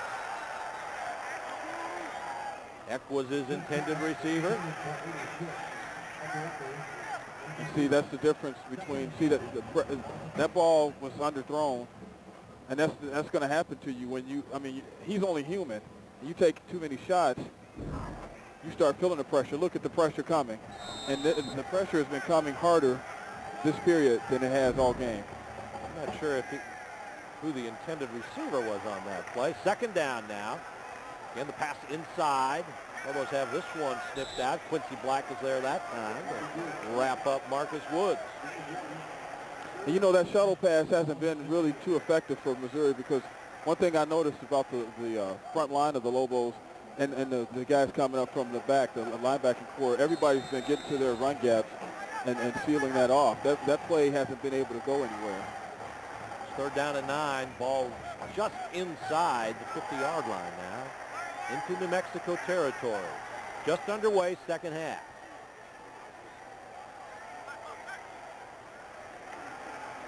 Smith forced out again. Gets rid of it. Caught. First down. That time it's Arnold Britt with the catch. And he'll limp back to the huddle. That's just a good job by Brad Smith to not lose his focus, run to the other side of the field, look downfield, got a man open. All he has to do at that point is make a nice little lob pass almost. I mean, he didn't put much on that pass. He just made sure it got there. That's the 38. The ball is ready. Man in motion. Snap again. Smith has his time and a man, but overthrew it. And that was Rucker. 4 catches in the first half, but not one that time. Rucker had beaten the Lobo defender on that play, and that if he catches that ball without having to stretch out, that's 6. But he would have fallen because he had to stretch out so much. He had his man beat by a couple of steps there, Mike. That seems to be a weakness, the weakness for Brad Smith. He's not completed one downfield on a touch pass like that yet tonight. Second down play. Now the option. Far side, Temple. Nice gain. Good effort there when it looked like he had nothing going. One of the Lobos just took a massive block that sprung that play open. One of the Lobos actually got to that play and could have made that play if that block wasn't there. That was an awesome block by somebody on Missouri to make that all happen, Mike. Tyler Donaldson came over, defensive end, to make the stop. Now it's third down, 3. And a first down, Missouri, and more. Smith still on his feet. It's a foot race to the corner, and he's going to get in.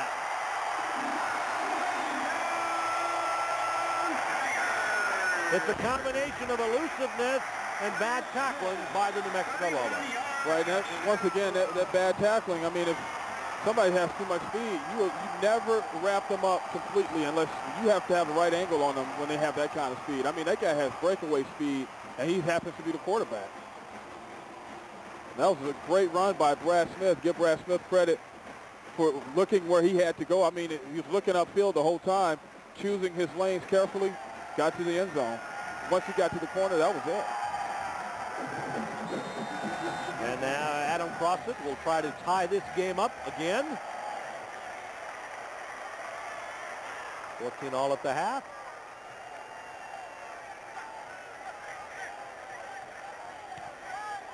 And just got that one in the upright, and now we're tied at 21 all. So we're less than 4 minutes into the second half. Both teams have scored, and we're tied at 21 apiece. Thank God they didn't fire the cannon after the extra point. I'm going to have nightmares about that cannon tonight. It's so loud. People at home don't realize how loud. That cannon, when they were, before the game started, we were sitting here, huh, Mike, and they shot that cannon off, and it shook the press box. It did. It did.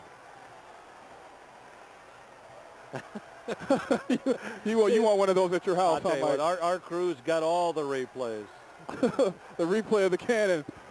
So that was in slow motion. I guess you go, boom. Unbelievable.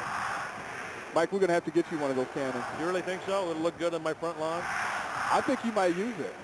You know, I know your neighbors watching at home right now. They probably are sitting in agreement with me right now. They're nodding their heads. Yeah, we know Powers. He would use his cannon in the front yard. Terrific run by the senior quarterback.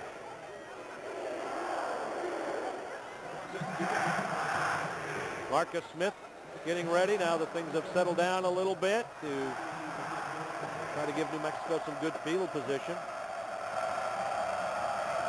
Baskett will kick it off. From Liberty, Kansas. And it's on its way. Smith will take it. Oh, he won't. Not sure whether he touched it or not, but it doesn't matter. It will be a touchback.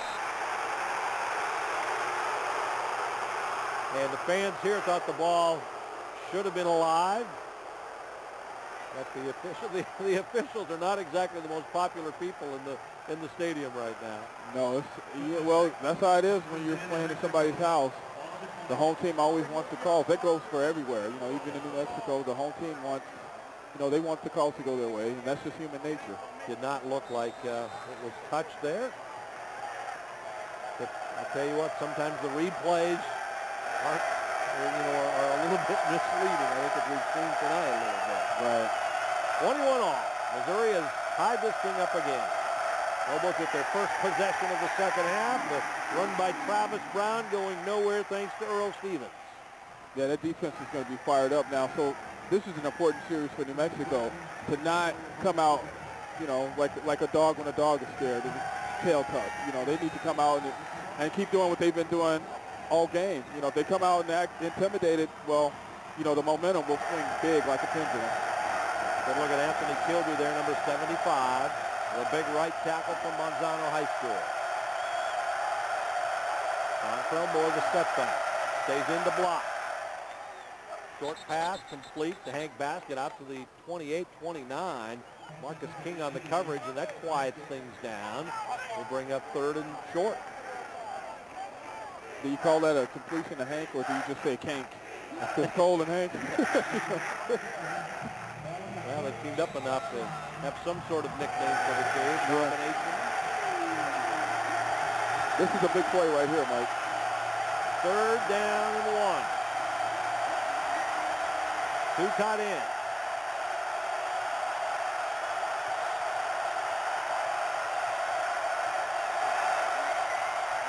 Quick pitch. Moore. First down. Lobos decide to take it outside again. And coming up to make the hit is number 6. That's Jason Simpson. Big-time player from Mizzou. Haven't talked much about him tonight, but the Lobos, on numerous occasions here in the ball game, on short yardage situations, have decided to go outside, either on the fly series or on the pitch like that. So obviously there's something about that Missouri defense that makes it more beneficial. Well, I think they feel like they can win the race to the corner on this defense. I mean, you got some guys that are inexperienced in the front line of this defense because they lost the guy to graduation and another guy to the NFL who he didn't come back for a senior season. So you got some guys trying to get it done on the front line who didn't play every down last year. DonTrell Moore at 63 yards rushing on 13 carries in the first half. And well on his way to another 100-yard night as he continues to track down Michael Williams. And if Mike Williams is watching at home, he's like, I'm pulling for you, but then I'm not pulling for you. He's held the record a long time. Yeah. One of the best ever, obviously, at New Mexico. McKamey across the middle. And incomplete, looking for the tight end. John McClone there, who caught a touchdown pass to get things started for New Mexico. You know, give the offensive line a little credit tonight. Kole hasn't really taken that much heat. No, he hasn't. He's had time to throw the ball. Oh, this is a big third down play. Third down, 7. You hear the crowd roar.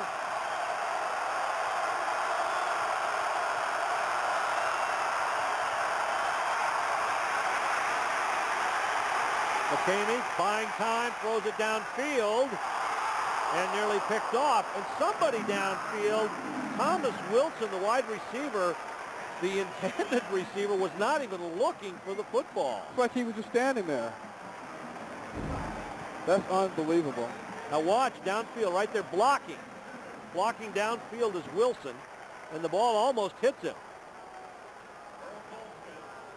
And it's batted away by A.J. Kincaid. And there's McKamey, very frustrated there, but probably lucky it was not picked off.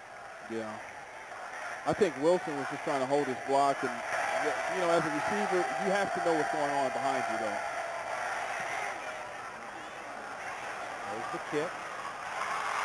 Picked up on the run at the 7 by Earl Goldsmith, who also wears number 7. Nothing settled yet. We're 9:33 into the third quarter, 21 apiece. And all those fireworks like that, that's a fun game to watch. Very fun. After the New Mexico punt, Missouri takes over. 21-21. Smith had room to run if he wanted to. Instead, he'll throw to his receiver, Marcus Woods, out of the backfield. Yeah, he's finding his rhythm, Mike, and that's going to make for a lot of work for the Lobo defense, because Smith is not only finding his rhythm, but his receivers are running also. And Smith is now the all-time passing leader at the University of Missouri, moving past Jeff Handy on the all-time list to the top of the list. Nobody holds rushing, and ball stopped there. That's Woods again. Holds rushing and TD passing records. We'll set them all by the end of the season. I don't think Jeff Handy will hold it against him, unless he's like those guys from the 72 Dolphins who get in the hotel room and cheer for everybody to lose. Yeah. That's almost sick behavior, Mike. Total yards for Smith tonight over 200. Had over 400 last weekend against Arkansas State. Downfield has his man caught near the first down marker. 5th catch by Chase Kaufman. And enough for the first down there. Now it's starting to look like momentum has shifted to Missouri. Offense is clicking. Smith is getting his yards on the ground and through the air. Lobo defense doesn't look quite as sharp here. Last quarter or so. Smith goes down hard. There's a penalty, a personal foul penalty against New Mexico. And that will go against Stephen Hutchinson. He gave Smith a shot to the head. And the reason why they called that penalty, I think, Mike, is because I think he could have held up if he wanted to on that play, and instead he just kept going. Defense, number 57, and they can't allow stuff like that. 15 yards, automatic, first down. It's a bad time for something like that, too. Now watch and see. Smith actually got rid of the ball. I mean, he could have pulled up. Hutchinson could have pulled up, but he didn't. He just kept coming. He came all the way through. Well, he extended his left arm and hit Smith in the head, and I think that may have been the ultimate violation there. Playing hard, but made a quick decision and made the wrong one that time. At the 40. Running back handoff. Woods has been carrying his share of the load here in this drive.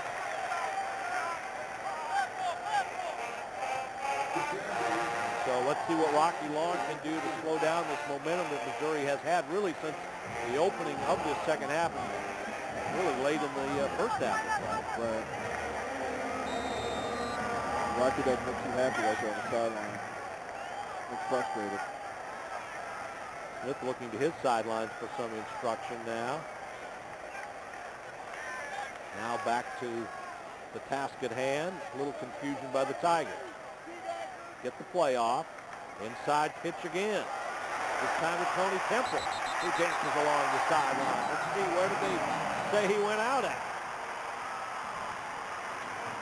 So I got about the 26, maybe the 27 there. Good look right here. Our camera on the field. And Tony Temple, look at that speed, Mike. Oh, he was out, yeah. Looks like they marked it at about the right spot. Yeah. First down from there at the 27. Smith engineering a couple of very nice drives here in the half. With the ball himself, More. Lobo defense just looks like it's on its heels right now. I was just getting ready to say this is a time when they're on their heels and they need some kind of break to snap out of it because the momentum is clearly Missouri's and they're at home. They got stadium people dressed in yellow. It's all good if you're a hot team right now.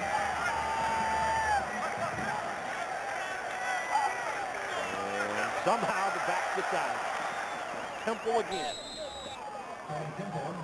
O.J. Swift came over to make sure that he didn't get too far away. And now it'll bring up a third down. Long for. And have we seen Marcus Parker return to the lineup? I don't think we've seen him out there. I think Billy Britton is still in. Yeah, I think Britton is still playing. There you go. First down. A couple of those. Maybe that's the third offside penalty against New Mexico tonight. And that will be enough for the first down if it is against the Lobos.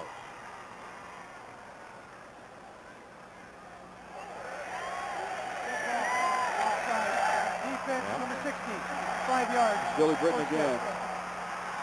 And of course, if you're a down lineman, especially a nose tackle, you're right on top of the ball, so you should just be watching the snap. Right. Little inexperience in there with Marcus Parker out. Had either a cramp or some sort of leg injury, left the game.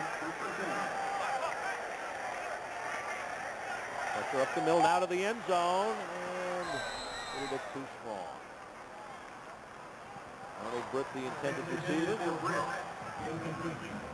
You know, there are a lot of new faces in this Lobo defense that we have seen tonight. Right, guys that were, you know, you don't expect to get that much playing time, and I'm sure part of the reason is fatigue out there because it is hot and it is humid. Right. Second down and 10. Marcus Woods now in the backfield. He's got the ball. Cut back. Swarmed on it. Good tackling that time by Edroy Thompson, who had the touchdown.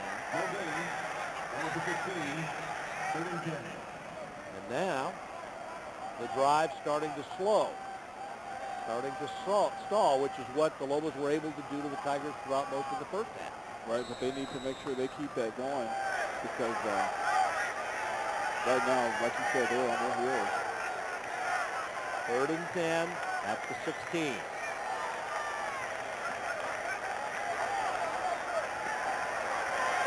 Smith still on his feet, and he's going to score.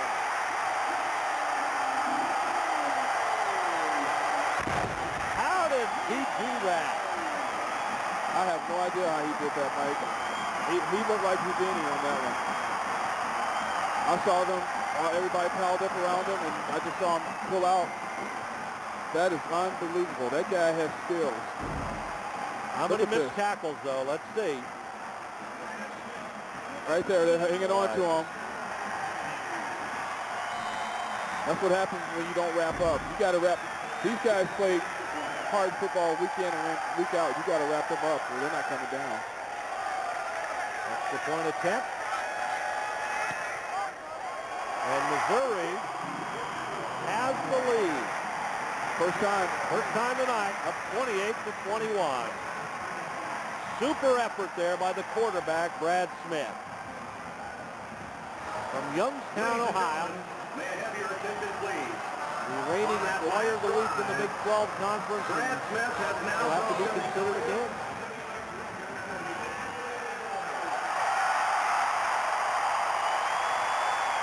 And they just announced to the crowd here that Smith is the all-time passing leader. But who needs to pass when you can do this, Mike? Yeah. Look at that. Who's that? Just slipping out of tackles. Looks like Adam Garday there, number 94.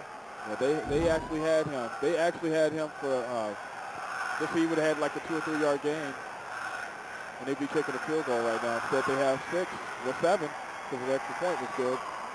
The Lobos are staring a deficit in the face on the road at a Big 12 team. Smith showing some of that leadership there. Yeah, they have all the momentum right now. Still only a touchdown, though, separating these two. And if you're tuning in to watch the U.S. Open tennis, we'll have that for you tape delayed tonight at 10:35. With the kick into the end zone, and the Lobos will not run that one out for a second straight time. Little butterfingers going on. Not the easiest job in the world, but that's a hard job. Kickoff and punch. That's a hard job. I mean, people can knock it and say what they want to, but I mean, especially returning punts. You know, you don't make that fair catch call, and you can get just nailed.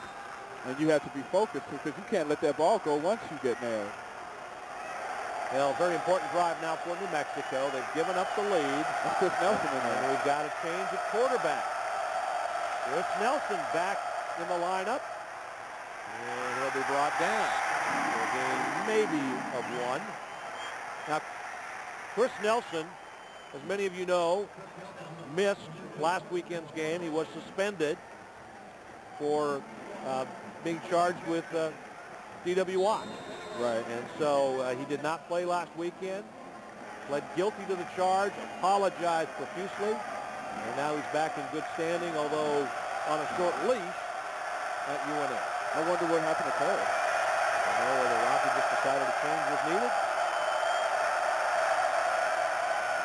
Wide goes Marcus Smith, trying to find room in the corner, gets about 5, maybe 6.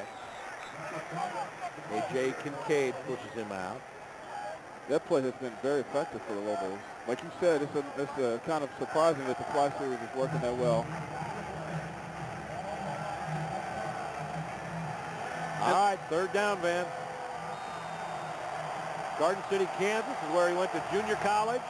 He obviously has the size, and they thought that Nelson would really challenge Kole McKamey for that starting job. That never really materialized, but they still think highly of it. Well, at the start of spring, it looked like it was going to be that way, but Cole looked like he was just on a different level. Third down play.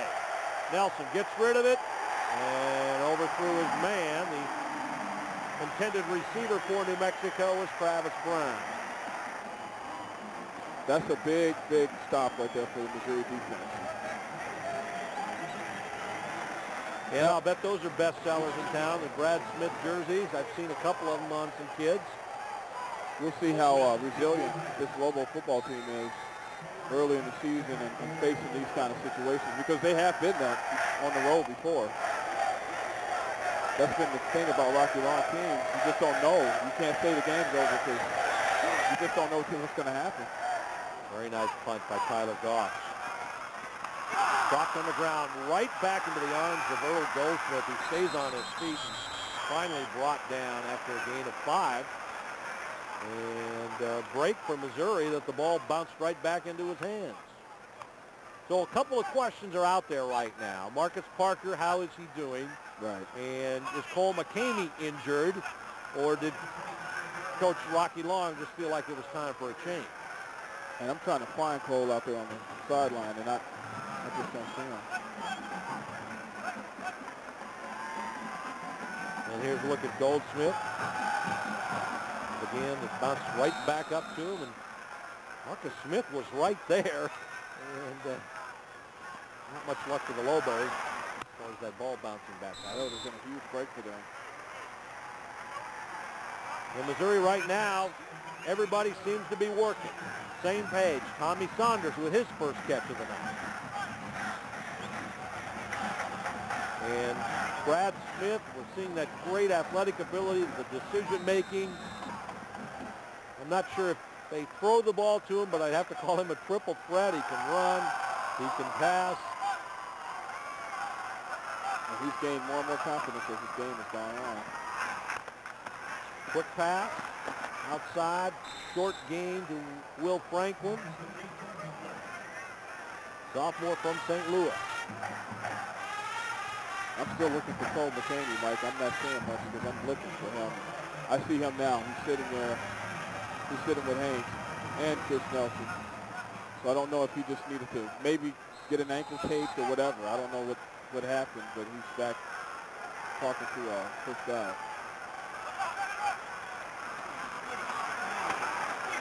Smith again. Just keeps it on the sidelines on the third down play, and that was good enough. That's what they've been doing when they need a first down. You know, B. Smith, Mr. Bryant's going to have the ball. He's going to get it, and he's been doing what it takes. He's been keeping drives alive. He's just so smooth. It looks like there's not a lot of exertion put out by him. It looks like he's just kind of gliding right along.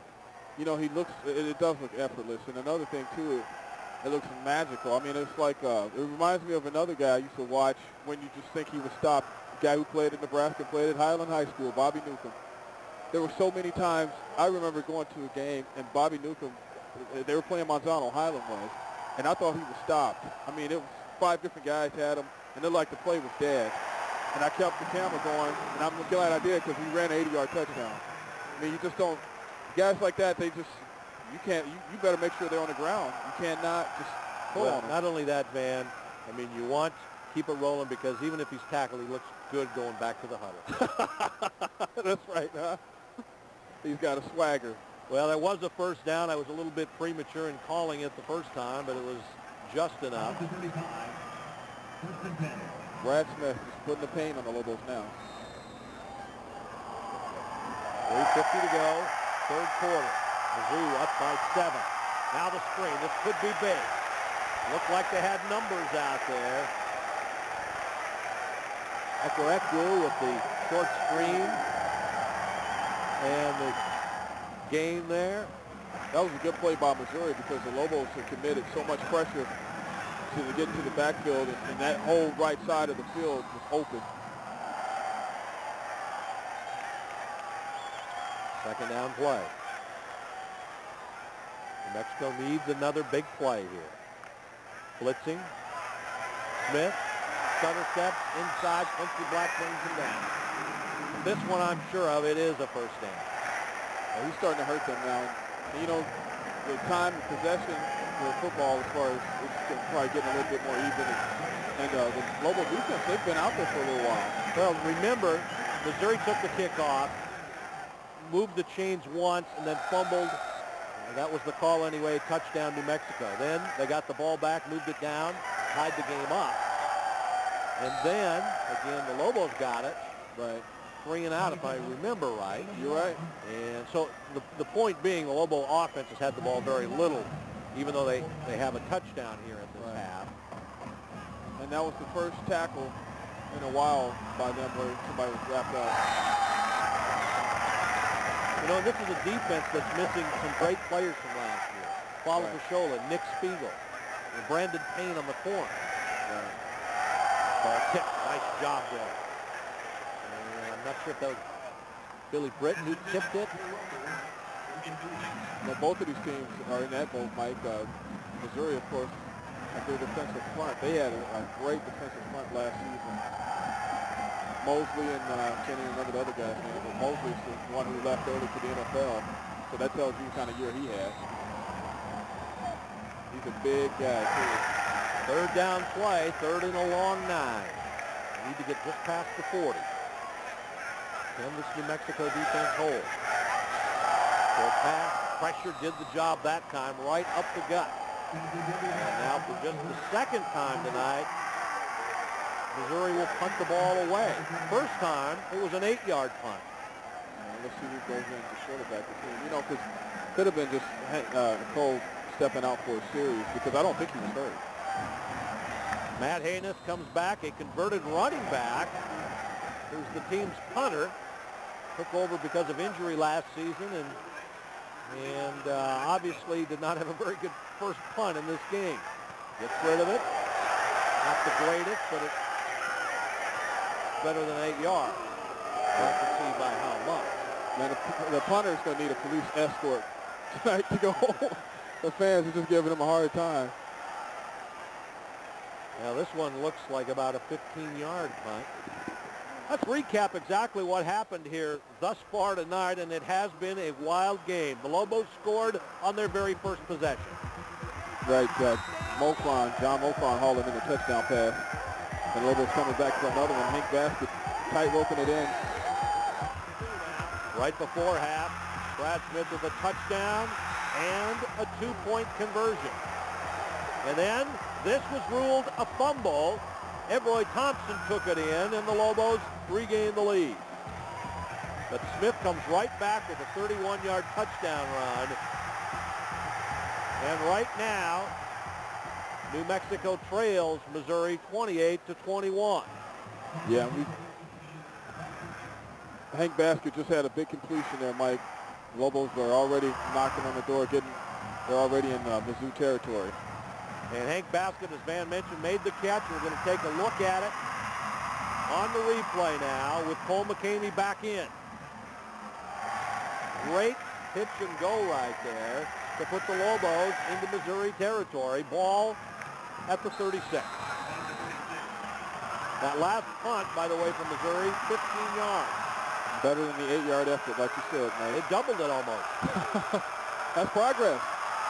Lobos only down a touchdown despite the bad things that have happened in the second half. And there's a tackle by the guard for New Mexico. Robert Turner got in the way of McKamey. Brian Smith was also there, but I think Turner was the one who knocked him down.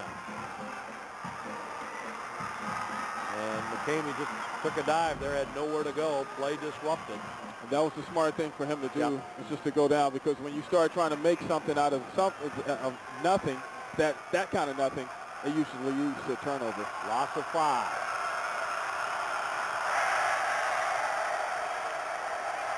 See, is that Rodney Ferguson in right now? Adrian Bird. Now the halfback pass down the field. The Baskett is still on his feet. It's a foot race. And He's in. he's in. Touchdown, New Mexico. Unbelievable, Mike. I tell you what, Hank Baskett is making himself an NFL highlight reel this season. Baskett stretched. First he went up high to get the pass from DonTrell Moore, and then he stretched into the end zone for 6. Look at DonTrell's pass. I mean, it was a good pass from DonTrell, and Hank always productive after the play. That's a big, big shift in momentum. This game is going to go down to the wire, Mike. This is a crazy game. Good football. That's what you want to see. It has been entertaining. Kenny Bird to add the extra point. Low snap, but the kick is good, and we're tied at 28 all. Unbelievable, man. Something else. Hank Baskett from Roswell to Clovis. I guess that's one way to look at it, huh? DonTrell's just talking up a storm, him and Hank. Well, I mean, you could even say from Artesia to Roswell to Clovis. And that's the way you would take, because you would leave Artesia, and then you would get into Roswell, and you take that road going to Clovis. So. And, Rocky Long has built his team in large part on native New Mexicans, something that hadn't been done probably since the, platoon era. Right. And so... well, these guys are, you talk about those schools that you mentioned. When those guys, they came from those schools were powerhouses in their day. As we look at the replay of Hank Baskett running it again. He's always productive after the catch. Well, that's the thing. Find a way to get him the ball. Short slants across the field, screens if you can, or just throw it up for grabs. And Baskett now with his second touchdown reception of the night. 3 on the season. Had 132 yards receiving last week, or Monday rather, against UNLV. To kick off for New Mexico, Tony Temple for the Tigers. 1 minute, 11 seconds left, third quarter. Mike Powers, Van Tate and company here in Columbia, Missouri. Nobody's left. I guess that's not a surprise, is it? One of those games, man. Barn burner. Bird kicks off. That's deep, and that will not be returned. Kenny Bird's a guy who was put on about 20 pounds. Remember how skinny he was? He's still not going to set any weightlifting record. Well, actually, I think he might have for kicker, but he's still not a very big guy as you look at the numbers now. Yeah. Well over 100 yards receiving again for Hank Baskett. Hank already had that NFL look, man. He's got his nice little beard going, stuff like that. It's like he's already in the league. And remember, this is a young man who, before he even played it down at UNM, was temporarily paralyzed during practice. Right. a lot of question about whether he could play again, and he snapped out of it, and, you know, what a career he's had at New Mexico. That was such a weird deal, man. That was just, I mean, for him to even be out there playing is a lot of courage for him, because, I mean, that has to be scary. It was scary. I was there that night. I remember you being there that night. You telling me about that. That does not look good. Gain of 5 on the Tony Temple run. Temple defense held the last time out. It has been a game that's hard to keep track of here in the last hour and a half. Across the Because there's middle. so much going on. There is. Pass behind the intended receiver of Martin Rucker. Pretty good coverage that time. O.J. Swift. O.J. probably got one of those carpet burns, man. He's got to come out. He's holding his side there. He's from Garden City, Kansas. 4 Lobos, I think a total of 4, were signed at that school. The Lobos went there to look at Anthony Kilby and saw a bunch of other players that they liked, including Chris Nelson and others. Now it's a 3rd down and 5. One-stop shopping. Yeah. Oh, nice looking play. Will Franklin hauls it in. 1st down. Brad Smith is, not only is he good with his legs, that guy, he gets rid of the ball fast. When he finds his receiver, he's going to be a great player on the next level if he chooses to stay at quarterback, or if they allow him to stay at quarterback, because, I mean, he can just do so many things. 6'2", 210 pounds. He has graduated already, has a degree. And he's got a degree in running the football here tonight. Now he'll try to go, and he could go.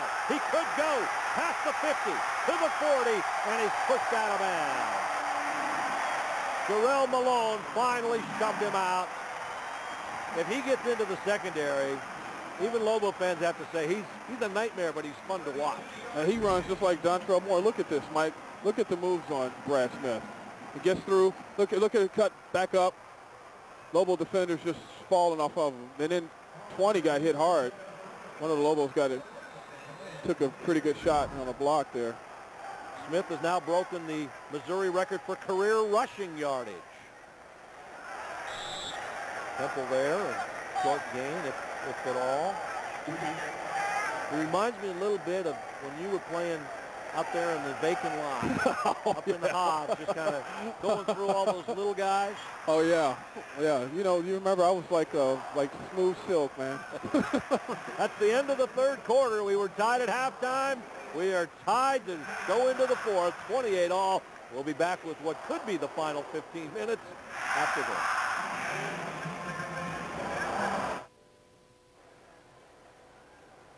To start the 4th quarter, tied at 28 all. Each team has scored 14 points here in the 2nd half. Track meet, Mike. Yes, and Missouri is leading the way. Threatening again. Across the middle, nearly picked off. Brad Smith goes down hard. Good coverage down there, Jarrell Malone, but the main story, and West, we haven't mentioned Ken West. He's done a nice job tonight. And now Marcus Parker comes back in for the first time since that first series of the 2nd half. I think he got his ankles retaped, and I think he was cramping up. I mean, it just looked like he was, and I don't know that. Obviously, he can run still. He's in there. 3rd down play, and boy, I tell you what, when you get Marcus Parker in there, now he didn't make the stop. It's a different level. He's a difference maker there. And we'll give Justin Clayton some of the responsibility or some of the credit for that last stop. Well, what Marcus Parker does is if there was any softening in the middle, that's gone. Yeah. That's totally gone because he's bringing serious heat up the middle. They're going to go for it. Well, they're in one of those positions where it's too far to go for a punt, or for a field goal rather, and really you're too close in for a punt at about the 36-yard line. So they will go for it even though it's 4th and 10. Down the middle, man there, overthrew him again. For about the 4th time tonight, Smith has overthrown receivers down the middle. And you know he feels bad about that because he overthrew him, but think about it. He's thinking, I don't want to throw this ball short where it could be picked off. he throws it long enough where his guy is already beaten everybody. Yep. So he throws it long enough where if the guy keeps sprinting, he could get there. But obviously it was, I mean, he's fast, but let's face it, it was too far. Yeah, Unless he has Mike Powers blinding that's right. speed. A yard too far, and that, again, has been the only chink in his armor tonight. But New Mexico takes over. A chance to regain the lead as we get things started here in the fourth quarter. McKamey, the quarterback, missed one series. Chris Nelson came in and took over.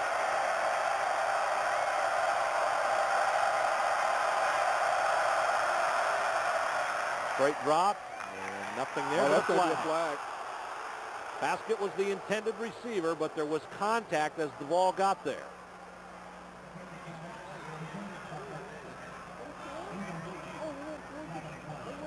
And let's check out the stats through 3 quarters of play now. Defense, number 36. Ball will be played to the foul. First down. Missouri with about 100 more yards now, total offense, than New Mexico. Time of possession, look at that. And Missouri with the 2 turnovers. The possession is now favoring Missouri.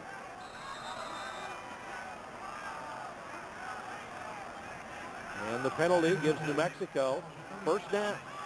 This is a big series for the Lobos right now on offense. They have stopped the bleeding, got back into it on the DonTrell Moore to Hank Baskett touchdown pass. Smith, Marcus cuts upfield and will gain 7. And you notice how Marcus Smith, instead of breaking it out to the outside that time, he decided to cut inside, which is on that play. You have to take what the defense gives you. But there were a couple other times where he was running so fast that if he had cut inside, he would have had great results. But he just chose to keep breaking it out to the outside. That's the first time I've seen him cut that play inside. Nice decision making there. Yeah, the outside was really taken away from him. They had the corner scored off pretty good. Second down and 3.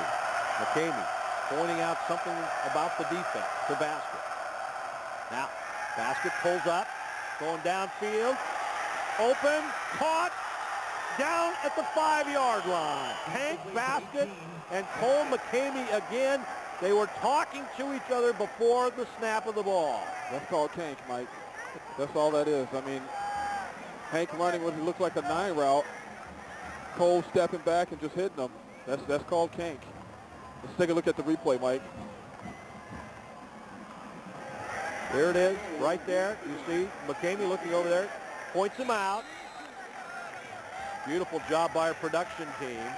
And you know, when you know each other and you have communication like that, I mean, he could have been saying something like cornbread, and Hank knows what that means.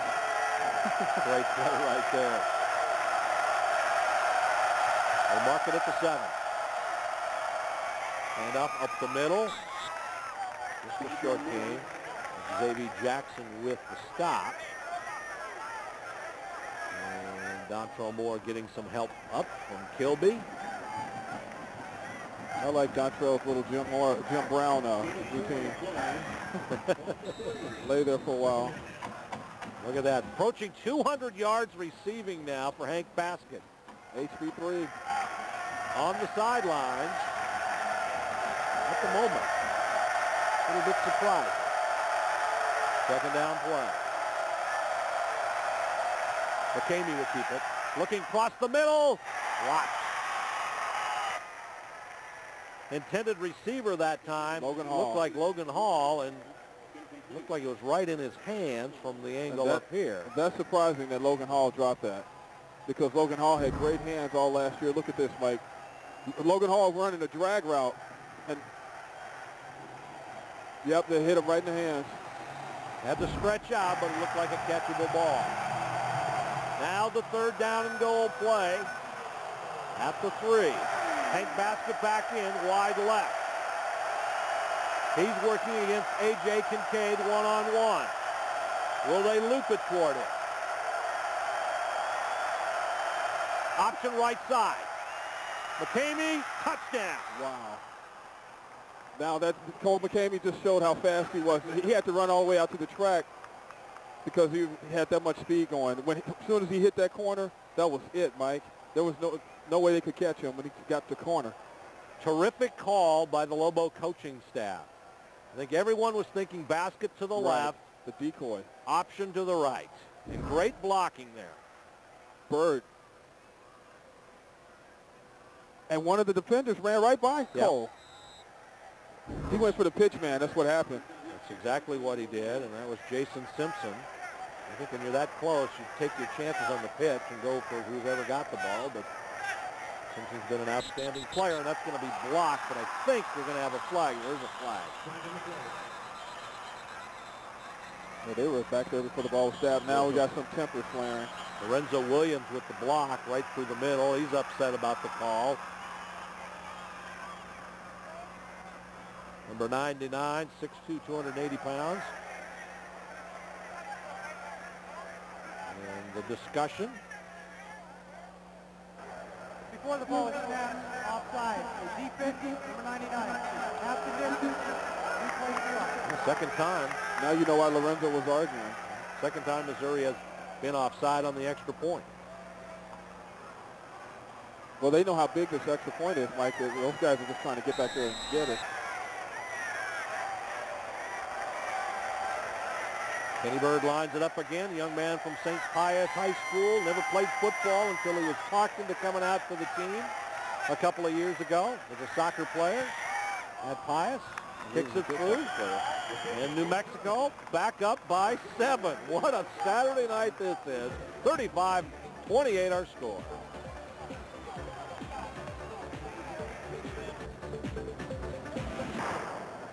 Well, Kole McKamey sat down for one series early in the third quarter, and he's come back with a vengeance to help New Mexico regain the lead. 5 touchdowns so far in the second half, man, combined for both teams.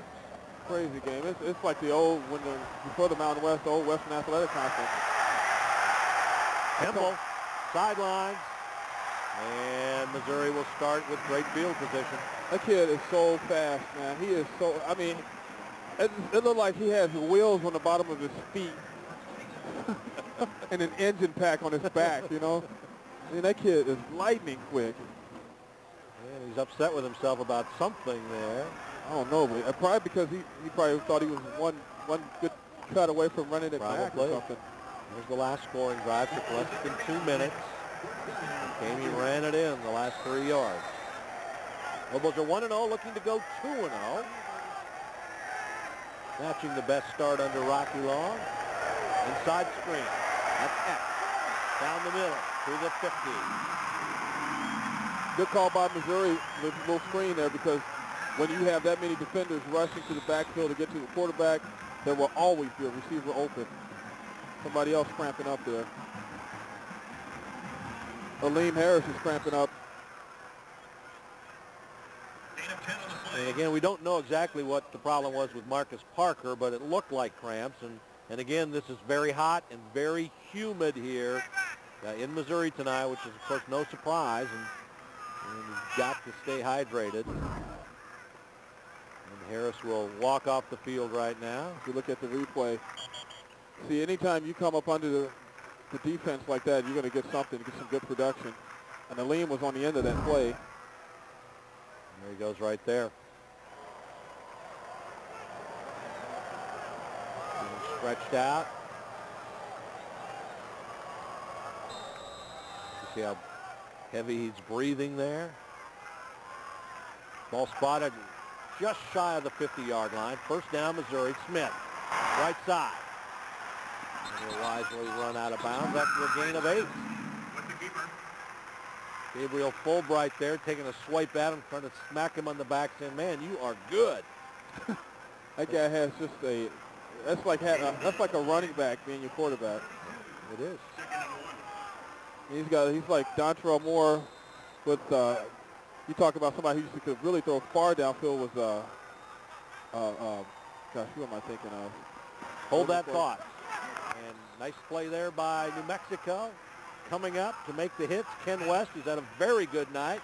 We've confused him with Jerome Malone a couple of times, but West has made some big plays for New Mexico. I tell you what, you can use Kole McKamey's arm because Kole could throw it pretty far too. So you put Cole's arm on this guy. I mean, his arm is good. Brad's arm is great. He's just a complete player, Mike. He's a great quarterback. Yeah, but he lost 4 yards the last time. What's wrong with him? He's in a slump. Third down play. He's going to try to run for it. Waiting for his blockers, and that's good enough for the first down. Lobo defense unable to penetrate that wall until it was too late to bring Smith down. Oh, yeah, you put one guy in front of him, all he needs is a little bit of a shield. That guy is so, I mean, I can't believe how good he is. He's better than what I thought he was. I mean, I thought he was good watching him on TV last year and seeing him, but seeing him in person is unbelievable. First down play, Marcus Woods. That's tackled by Joe Sealander there, the senior from Rio Rancho High School. Look at the first down. 31 first downs for Missouri tonight. 18 for New Mexico, and the Lobos lead the game by 7. This is crazy. Stats never really tell the story of the game because there's so many different things that happen in the course of the game.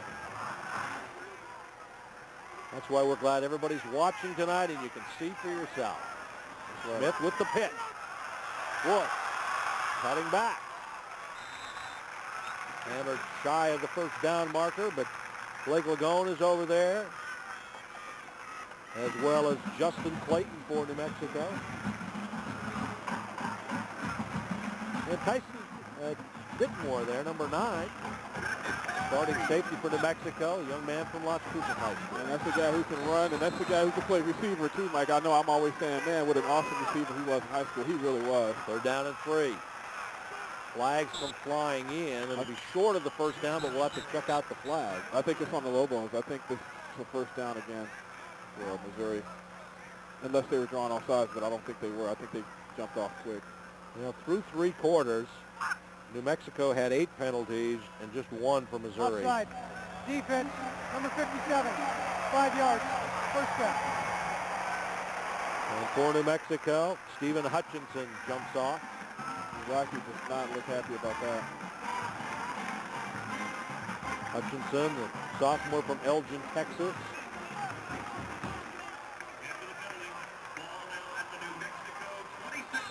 Set the ball, and Missouri keeps the chains moving. First down at the 27. Smith tucks it in. Nice tackle. Good job that time for Cody Case. Hanging on for dear life. Making a play. That's the first time somebody actually got a clean tackle on him that I can remember in quite some time, unless they've had the pressure in the backfield. Look at this, Mike. This is just Cody Case shedding off his block and watching what's going on. You know, normally, what's been the case is that Smith has been like running past those guys when they've noticed that he's coming their way.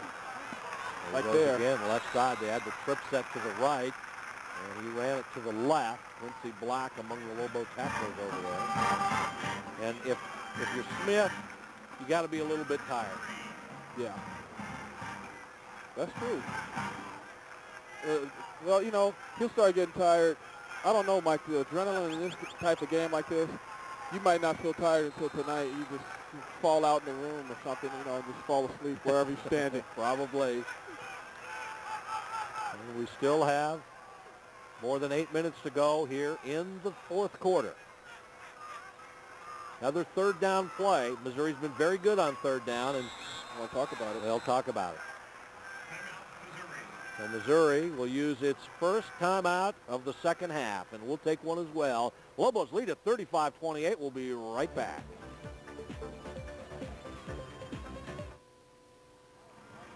Well, what a fantastic night for football. It has been a most entertaining and interesting football game with New Mexico leading on the road at Missouri 35-28. And right now, Missouri is talking things over on the sideline. A crucial third down play with 8:19 to go. A lot of people at the game, Mike. Yes, there is. They were talking about maybe 50,000 here tonight. Not sure what the final tally is just yet. Here's the third down play. Brad Smith, the quarterback. Keep it left side, has some room. First down. Out of bounds at just shy of the 10-yard line, and Missouri will keep things going there. We kind of knew that they were going to do that, huh? maybe that timeout was to give him a blow, let him get a break, Maybe. and then so he could get ready to be fresh, come back and run the ball for the first down. He looked beat up now, tired. Good hole right there. Quincy Black kicked out. Finally, Michael Toohey pushed him out of bounds. He probably is very tired, Mike. Playing a team that just not used to quitting, you know. Pass play inside the 5-yard line. And again, just to clarify, Missouri had first and goal at the 10. They cannot get a first down here. O.J. Swift on the coverage there. Will Franklin, another catch. Not a big night statistically for Franklin, but he's had a number of catches, short catches. And now it's second and goal at the 5.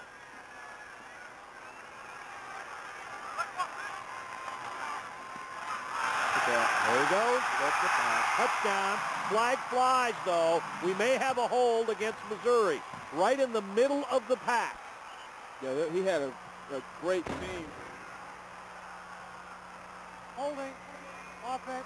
Number 79. 10-yard penalty. Second down. Ouch. Tyler Llewellyn there, the sophomore from Bethany, Missouri, with the hold. That actually gives Brad Smith more running room. He would much rather have the touchdown, obviously. I but agree. If something happens, a turnover or anything, that kid is gonna have a long evening unless they win this game. Well, it's been quite an individual performance. But the Lobos have the lead, and the Lobos have had great efforts too. Hank Baskett in particular. Now the pass across the middle. Good coverage. Excellent job by New Mexico's DeAndre Wright. I bet he wishes he had happened a do-over on that because that ball was right in his hands. And as a defender, when you have something like that happen in a game like this late in the game, that could make you feel awful. Look at that. Hit it right in the hands, Mike. Right there on the side of his waist. He had that ball. Third down and goal at the 14 for Missouri. You would think it's too far out for Smith to run it in. No, it's not. I mean, this guy they could be at the 50-yard line. Touchdown. Chase Kaufman across the middle. And finally, Smith was able to find somebody open. Do you go for two or do you tie it up? I think you tie it up. Chase Kaufman he's got my vote as one of those great tight ends. I mean, Kellen Winslow went to this school, so he's got some tradition there, man. Something to live up to. Yep. Second touchdown reception in 2 games for Kaufman. He's a great tight end. The freshman. And now for the tie, Adam Crossett. Liberty, Missouri, to try to tie this up. Crowd gets quiet. The kick is true. And with 7:58 to go in regulation, New Mexico 35, Missouri 35. What a crazy game this is, man. Well, there's been some wild games here tonight across the country, and few have been as wild and as exciting as this one. New Mexico 35 and Missouri 35. With less than 8 minutes to go. We're glad you're with us tonight across New Mexico as the Lobos try to do something they haven't done since, 1983, win against a BCS school on the road. And the Lobos will not run it out. Marcus Smith encouraged by his teammate to stay in, and that's probably a good call. Yeah, I was on that team. Texas Tech. Is that what it was? Yep. Texas Tech. Yep. Thank you. Last scoring drive. Touchdown pass from Smith to Kaufman. And now Smith has as many touchdown passes as DonTrell Moore tonight. That's right, huh? Isn't that crazy? Yeah. Here we go. Crowd back into it.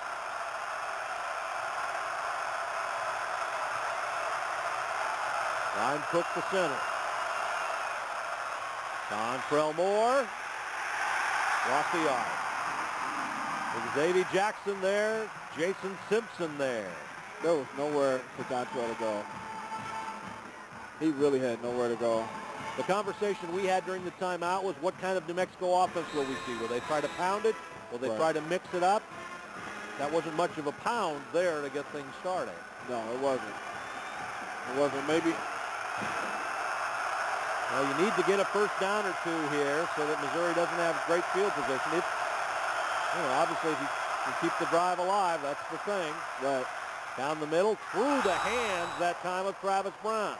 That's 2 weeks in a row. Travis Brown has had balls go right through his hands. He's coming out. Brown comes out. And New Mexico needs something special here on 3rd and 11. Yeah, pressure's on, Mike. The crowd is into the game. Let's see how the Lobos respond to this. DonTrell Moore is the setback. 4 wide receivers. McKamey scrambling out.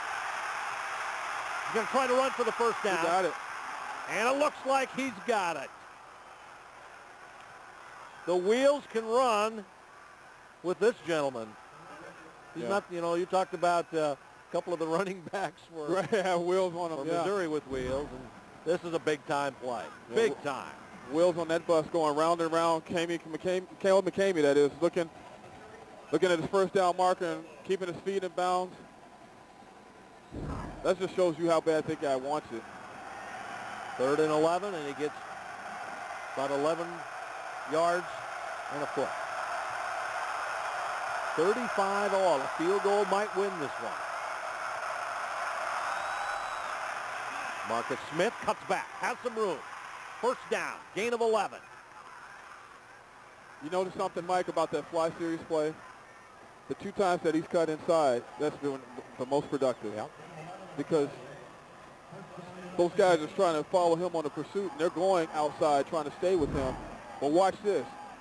If he looks in there and see, look, you got a hold, you cut it back up, instead of trying to keep to the outside, you'll always get something out of that play. At the 43. First down from there. Anthony Carter is wide left. Option right now. McKamey keeps it. Room. Inside the 50, down to near the 40-yard line. Dragged down by Overstreet. And so the big plays on this drive coming from the junior quarterback. I guess Kole is saying, hey, Brad's not the only one in the house who can run. Because right now he's giving them a run for their money. No pun intended on the words there. Fatigue, I think, definitely a factor for these defenses. Oh, yeah. The defenses have had to work. This has been an exciting game. If you like offensive football, this has been a great game. Because these offenses, they've been on the field, and they've just been entertaining all day. Approaching 6 minutes to go.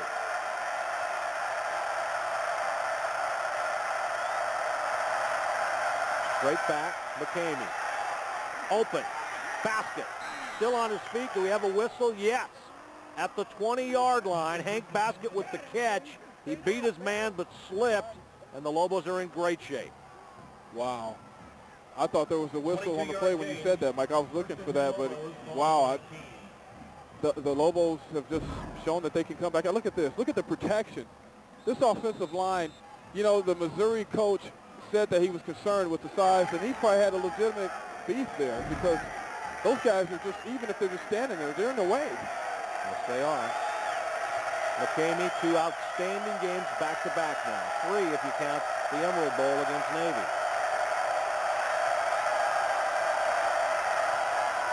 McKamey now the pitch to Moore. Did a great job just to hang on to that because Dedrick Harrington was barreling down him. And you said the word Navy, and that was that play in the Navy game that DonTrell got hurt on. It looked just for a second like Moore was going to bobble that, and he hung on to it. Lost, though, of 5 yards. Kenny Byrd is the place kicker for New Mexico. 1 for 1 this season. Kicked the 37-yarder last week. Looked very strong in doing it. I think we got a timeout here. Timeout so the announcers can take a break. 5:11 to go. 35-35. The Lobos with the ball when we come back. There's a look at Hank Baskett, a career night for Hank. He has 9 catches, 200 yards, and 2 touchdowns. And with New Mexico now, ball spotted at the 24. 2nd down and 15 from there. They will likely need Hank Baskett to get out of this. Not necessarily trouble, but to keep the ball moving. 35-35, 5:11 to go. Lobos in position now to retake the lead.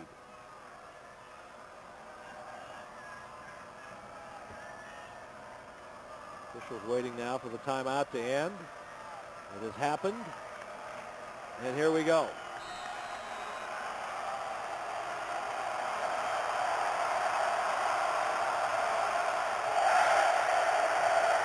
Thomas Wilson wide right. Baskett wide left. Moore the setback. Travis Brown also in. Time, set up the screen. Not quite.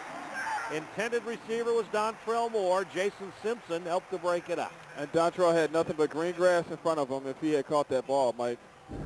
Throwing just a little bit behind him, it looked like, watch this. There's the pass there. Pretty good coverage there. Yeah, a guy right there on him. But I don't know if that guy would have been able to get DonTrell. DonTrell looked like he was in a running mode there. Well, if I'm New Mexico, I'm looking for number 18 here. 3rd down and 15. You know, Missouri's always in that zone blitz, but they disguise those coverages very well. Marcus Smith, they'll try to run for it. Stop. Interesting call on 3rd down and long. And now they're going to ask Kenny Byrd to kick a long field goal here. About 41 yards, finally, when they spot it, somewhere in that vicinity. That was an interesting call, Mike. Rocky doesn't look too happy about all that at all. Well, they had an opportunity with 1st down at the 19-yard line to perhaps put this game away, or at least try to. Right. And now Kenny Byrd, who won the starting job here about a week before the season started. His career long is 37 yards. Now we'll see what he's thinking.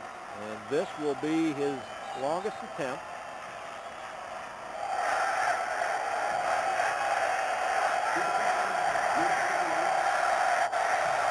Kole McKamey is the holder. Looks like he put it down just outside the 30-yard line.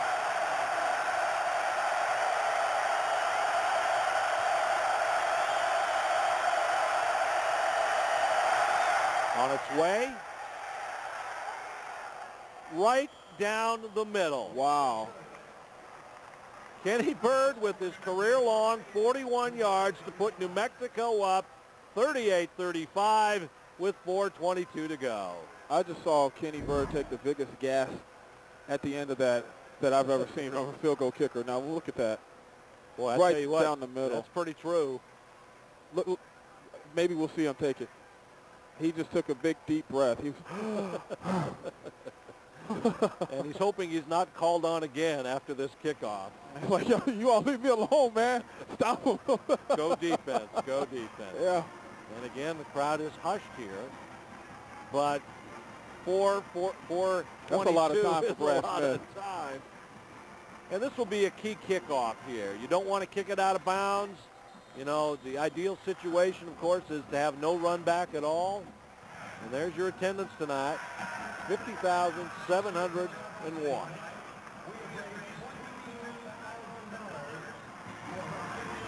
Big 12 team here. It's the big time. They have a new basketball arena. They're about to break ground on expanding the stadium and updating it with some suites, a $16 million project. And so if you're in the Big 12, you need to keep pace because you know Nebraska's spending money. You know Oklahoma's spending money. It's too bad that that all the schools can't participate in all that money. They really need to have a playoff system in college football because it's just so unfair. I mean, it really is. People can argue all they want. It really is. When you look at it, and you're being honest, it's just unfair. The kick. And this one may go out of bounds. Oh, wow. That is just a big mistake. Kicked one out of bounds last week against UNLV. That's a bad break right there.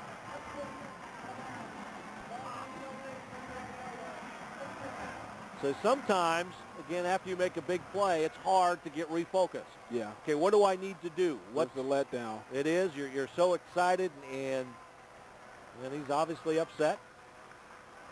Ball will be spotted at the 35. Right now, he's just got to roll with what's going on. I mean, you just don't know how this is going to work out. So you can be mad at yourself for maybe one play, then you need to start thinking about kicking another field goal. Exactly. No snap. Smith gets it back. Threw him up the middle, and he decided to cut back when I thought he had room straight up the middle. A 4-yard gain for Smith. That guy is so dangerous. I'm sure he looked at the clock and was like, oh, we got plenty of time. Will start to be a factor here, though. Under 4.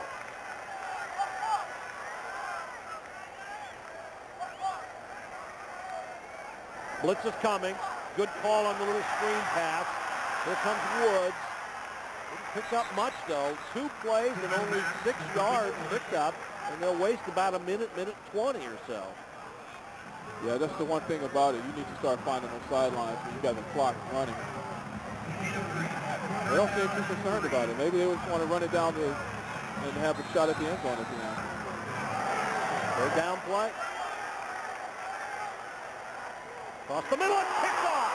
New Mexico picks it off. And the Lobos, Gabriel Fulbright does it again.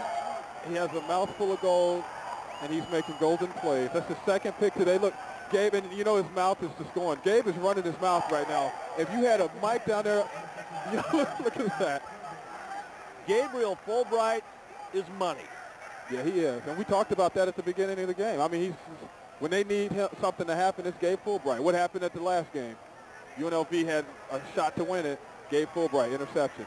Look at this game. Closing minutes, Gabe Fulbright. It's not over. Obviously, 3:15 to go. Yeah, that's plenty of time now. I don't want to sound like the game's over because it's not.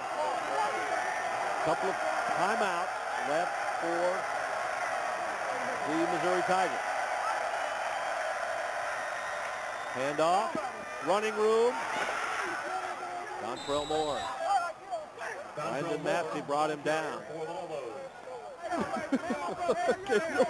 can't read lips, but I'm sure wasn't that a great play? And it was. You know what, Mike?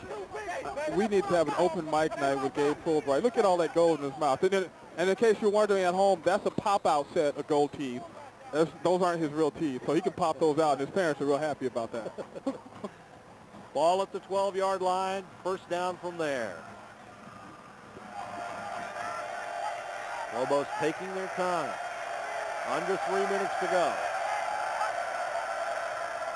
McKamey, they're going to try to pass for it, and strange call, I think, there. Clock stops now. McKamey was forced out of the pocket. And that will bring up second down and 10. Let's take a look at Gabriel Fulbright in action from 1 week ago. UNLV is driving late in the game, a chance to win it. And there he comes from out of nowhere with the big interception to help seal the game for New Mexico. Same thing. Screaming and running. Gabe at the end of that play. And let's see if the Lobos just hand the ball off to DonTrell Moore here. What they do, down to the 10. I wouldn't be surprised if Missouri took a timeout right here. The clock moves.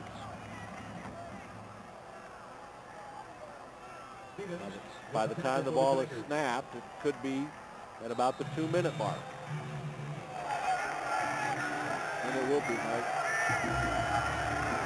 Rushing tonight, both teams moving up and down the field on the ground, almost identical. Look at that. But the Lobos lead it by 3. Third down now. Into the end zone for Baskett. He caught it. Touchdown, Hank Baskett. Wow. Baskett out-jumped the defender to put this game away. Marcus King just could not jump. I'll tell you what, Hank Baskett is making a highlight reel tonight. Hank Baskett is moving himself up that chart. Like I told you when we were talking, when me and you were talking earlier, Mike, and I know you already knew this, but Gil Brandt had him on that list, NFL list. And look at the replay. This is Hank. You know, remember, this guy's a high jumper. He was jumping, what, 7 feet? That's a tremendous play. Just a tremendous athletic play right there by Hank Baskett. Bird is on to add the extra point.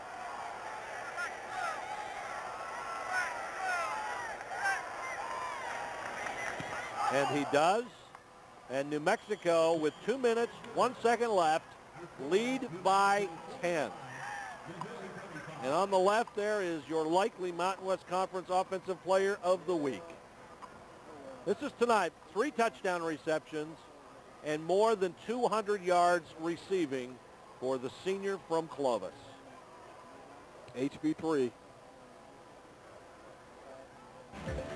Hank Baskett has been all over the field from the start of this game. McKamey tiptoeing, just got the right foot in.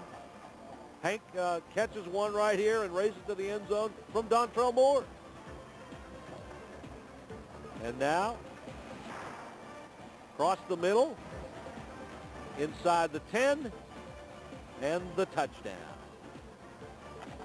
He sure has great focus and soft hands. You know, like you go back to the UNLV game last week when he was double covered and one of the defenders bumped him and he still caught the ball. That was when he twisted his leg a little bit funny on that play. 10 catches, 209, 3 touchdowns.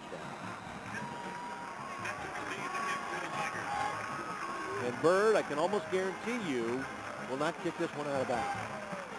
Okay, is that a guarantee? I'll guarantee it. All right, I will guarantee it. Kenny comes through. Oh, he did it again. No, he didn't. Oh, he did. Mike? I must owe you something on that one. Let's see. I want to think about that one because I might want a nice dinner out of that. The clock doesn't move, and Missouri will get the ball at the 35-yard line. Well, let's see if somebody comes over and talks to him. He's upset, man. He's like, oh, man, I did it again. Well, he knows it. But he made the big field goal to give the Lobos the lead, maybe for good. Although you never know with Brad Smith. No, that guy, that minute 55, hey, he's got plenty of time, man. There's plenty of time on the clock for him to work. Field to Franklin. Clock stops. Still only a minute 55 to go. Defense, they need to play here, and I think it's a win. They can score in a hurry. That's right. 4 receivers now. Pressure up the middle. Smith out of the pocket, and he will run out of bounds. Stop the clock. Smart play from Brad. Yeah.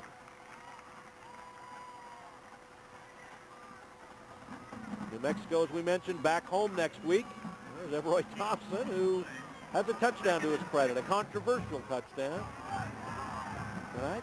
Yeah, he's a really emotional guy, so I wish I could have heard what Everroy had to say after the touchdown. Second down play, forced out, gives it up to Wood. Clock will continue to move. 1:34 and counting. Lobos, I was finished my thought, are home to New Mexico State next week.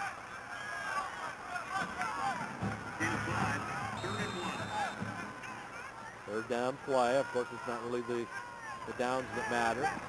Blitz, inside screen, room, inside the 30-yard line. That's with the catch and the run there. Clock stops momentarily again to move the chain.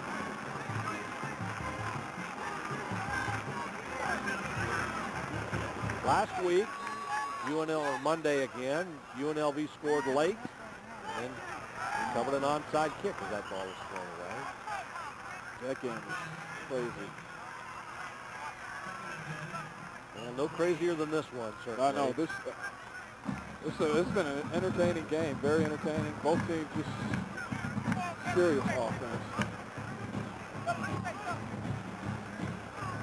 Be a lot of tired bodies as we head back to the airplane tonight and get on and head back to Albuquerque. And if you're tired, you might as well be happy. And that's what we're hoping to do, finish this one off. Smith moved out of trouble. Will be incomplete, I believe, and it is. With 59 seconds to go. I don't know how he saw the defender coming from the backside. He made a quick little cut right before he was about to get hit. You didn't see those eyes in his helmet? I guess not. Tell you what, man, this guy is Houdini. He's a great player. He's way better than what I thought he was good. Yeah. But he's way better than what I thought he was. I mean, he's a great quarterback. Smith down the middle. Good hit to knock the ball loose. Great job by the Lobo defenders back there. Is that O.J. Swift doing the damage? It looked like O.J. Swift. And now it'll be 4th down. Now this is the ball game right here. This is the ball game. Whether they can keep it going or not. If they can keep it going, and it's just going to hurt. Up to 28. Smith stays there, rolls it. No, he hangs on to it. Sacked. Wow. Ebroy Thompson is there. Clayton is there. And that's the ball game. Mike, you know what? You made an observation about him getting tired, and I think we saw that this last couple of series. Yeah. He wasn't as effective. I'm not taking anything away from his performance. He's awesome. But he did look like he's got a little fatigue there at the end. I mean, the guy put the whole team on his back, literally. Look at that. Nowhere to throw, nowhere to throw. Yeah. Still trying to make something happen, and you run out of real estate. Yeah. Play is over. 46 seconds left. Ebroy Thompson. Well, I tell you, that's a guy who looked like he wasn't going to develop into a big-time player. Struggled after he transferred to New Mexico. Was on a 2-year Mormon mission. But he just came back and fought his way into the lineup and did a great job as Kole McKamey scrambles and goes down. Missouri could use a timeout if they so choose, but apparently not. 30 seconds to go, and the Lobos will not have to snap it again. The Lobos will go to 2-0. First time since 1998, Mike. And Missouri did take a timeout here, down by 10. That'll give us a chance to congratulate Rocky Long for going 2-0, but beating a Big 12 team on the road, ending a string. It's his first win on the road against a non-conference team outside of New Mexico, and it's the first time since 1983 or thereabouts where the Lobos have beaten a BCS team on the road. And he's also career wins. The coach, he's got more career wins than any coach in Lobo history now. As soon as it hits 0, he will have 42 victories, moving past Roy Johnson, who was an all-everything coach at UNM in the 20s and 30s, and who happened to be the uncle of our own Bob Johnson at KRQE. Yep. So BJ. We certainly need to recognize the first great Lobo was Roy Johnson. Yeah, you're right. You're right. And, you know, what's amazing, 42 wins doesn't seem like very much, does it? No, it doesn't. For a program that's played football for 107 years. But how many coaches have been around past 4 or 5 years? Right, they not always very many. Out. Not very many. And so it's quite an honor for Rocky Long at his alma mater to pull this off. Everybody was worried about the short week.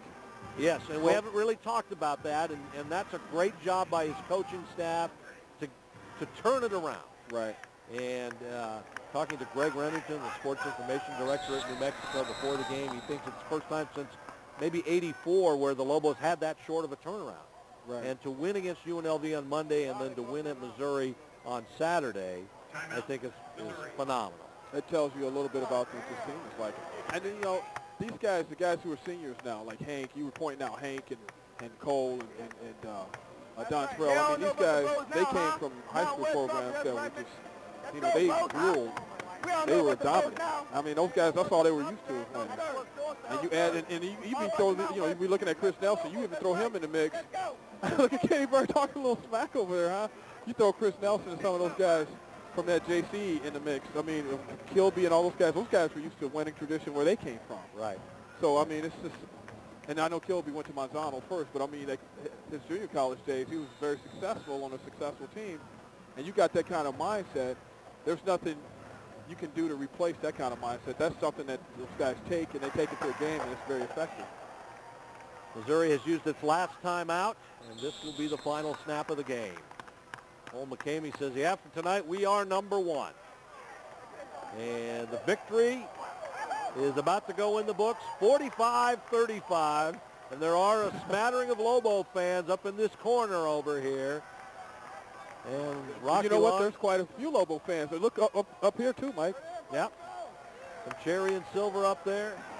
Rocky Long gets the victory, so it will be a happy flight back home to Albuquerque tonight for Rocky Long and his staff and the players.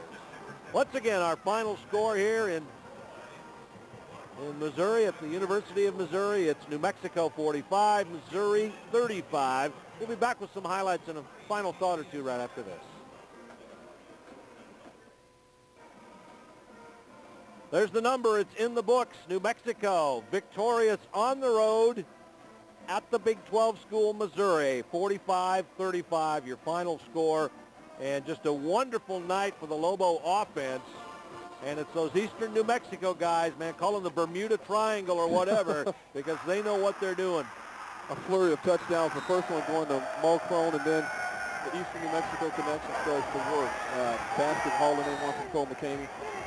And look at this, Evroy Thompson picking up a ball and going on to the end zone. Evroy, first touchdown as a Lobo.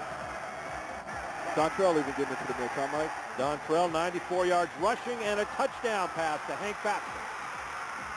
And Hank pulling that ball over the goal line at the end there. Kole McKamey showing his speed, coming off the corner for another touchdown. And then the last touchdown to Hank in the corner. Baskett, 209 yards, 3 touchdowns. For Moore, 94 yards rushing. And here's a look at the stats tonight. Anything that jump out at you, I guess maybe the one thing, Van, is the turnovers. 3 for Missouri, 0 for New Mexico. That does jump out. And I guess you can even that up with the penalties. 9 for 72 yards for New Mexico, 4 for 16 for Missouri. They eventually got penalties later in the game, but at one point they didn't have any penalties. Passing tonight, McKamey was 14 of 25, officially at 188 yards and 3 touchdowns. I think what happened was he scrambled at the end and technically gave up a sack, which counts against your passing yardage. So maybe next time he doesn't want to scramble so far back. But yeah, the main thing is the win here, 45-35. And New Mexico celebrating, and the team, while we were away, was very excited at midfield. A number of Lobo fans were down along the wall to greet them and to cheer them on. And now they get to go home and rest for a day or two and start to think about New Mexico State, the Aggies, playing at Colorado tonight. That tells you something about that program. I mean, many fans came. I mean, we're in Columbia, Missouri, right? Yes. And they made that trip. Indeed. 45-35, our final score for Van Tate and our entire crew.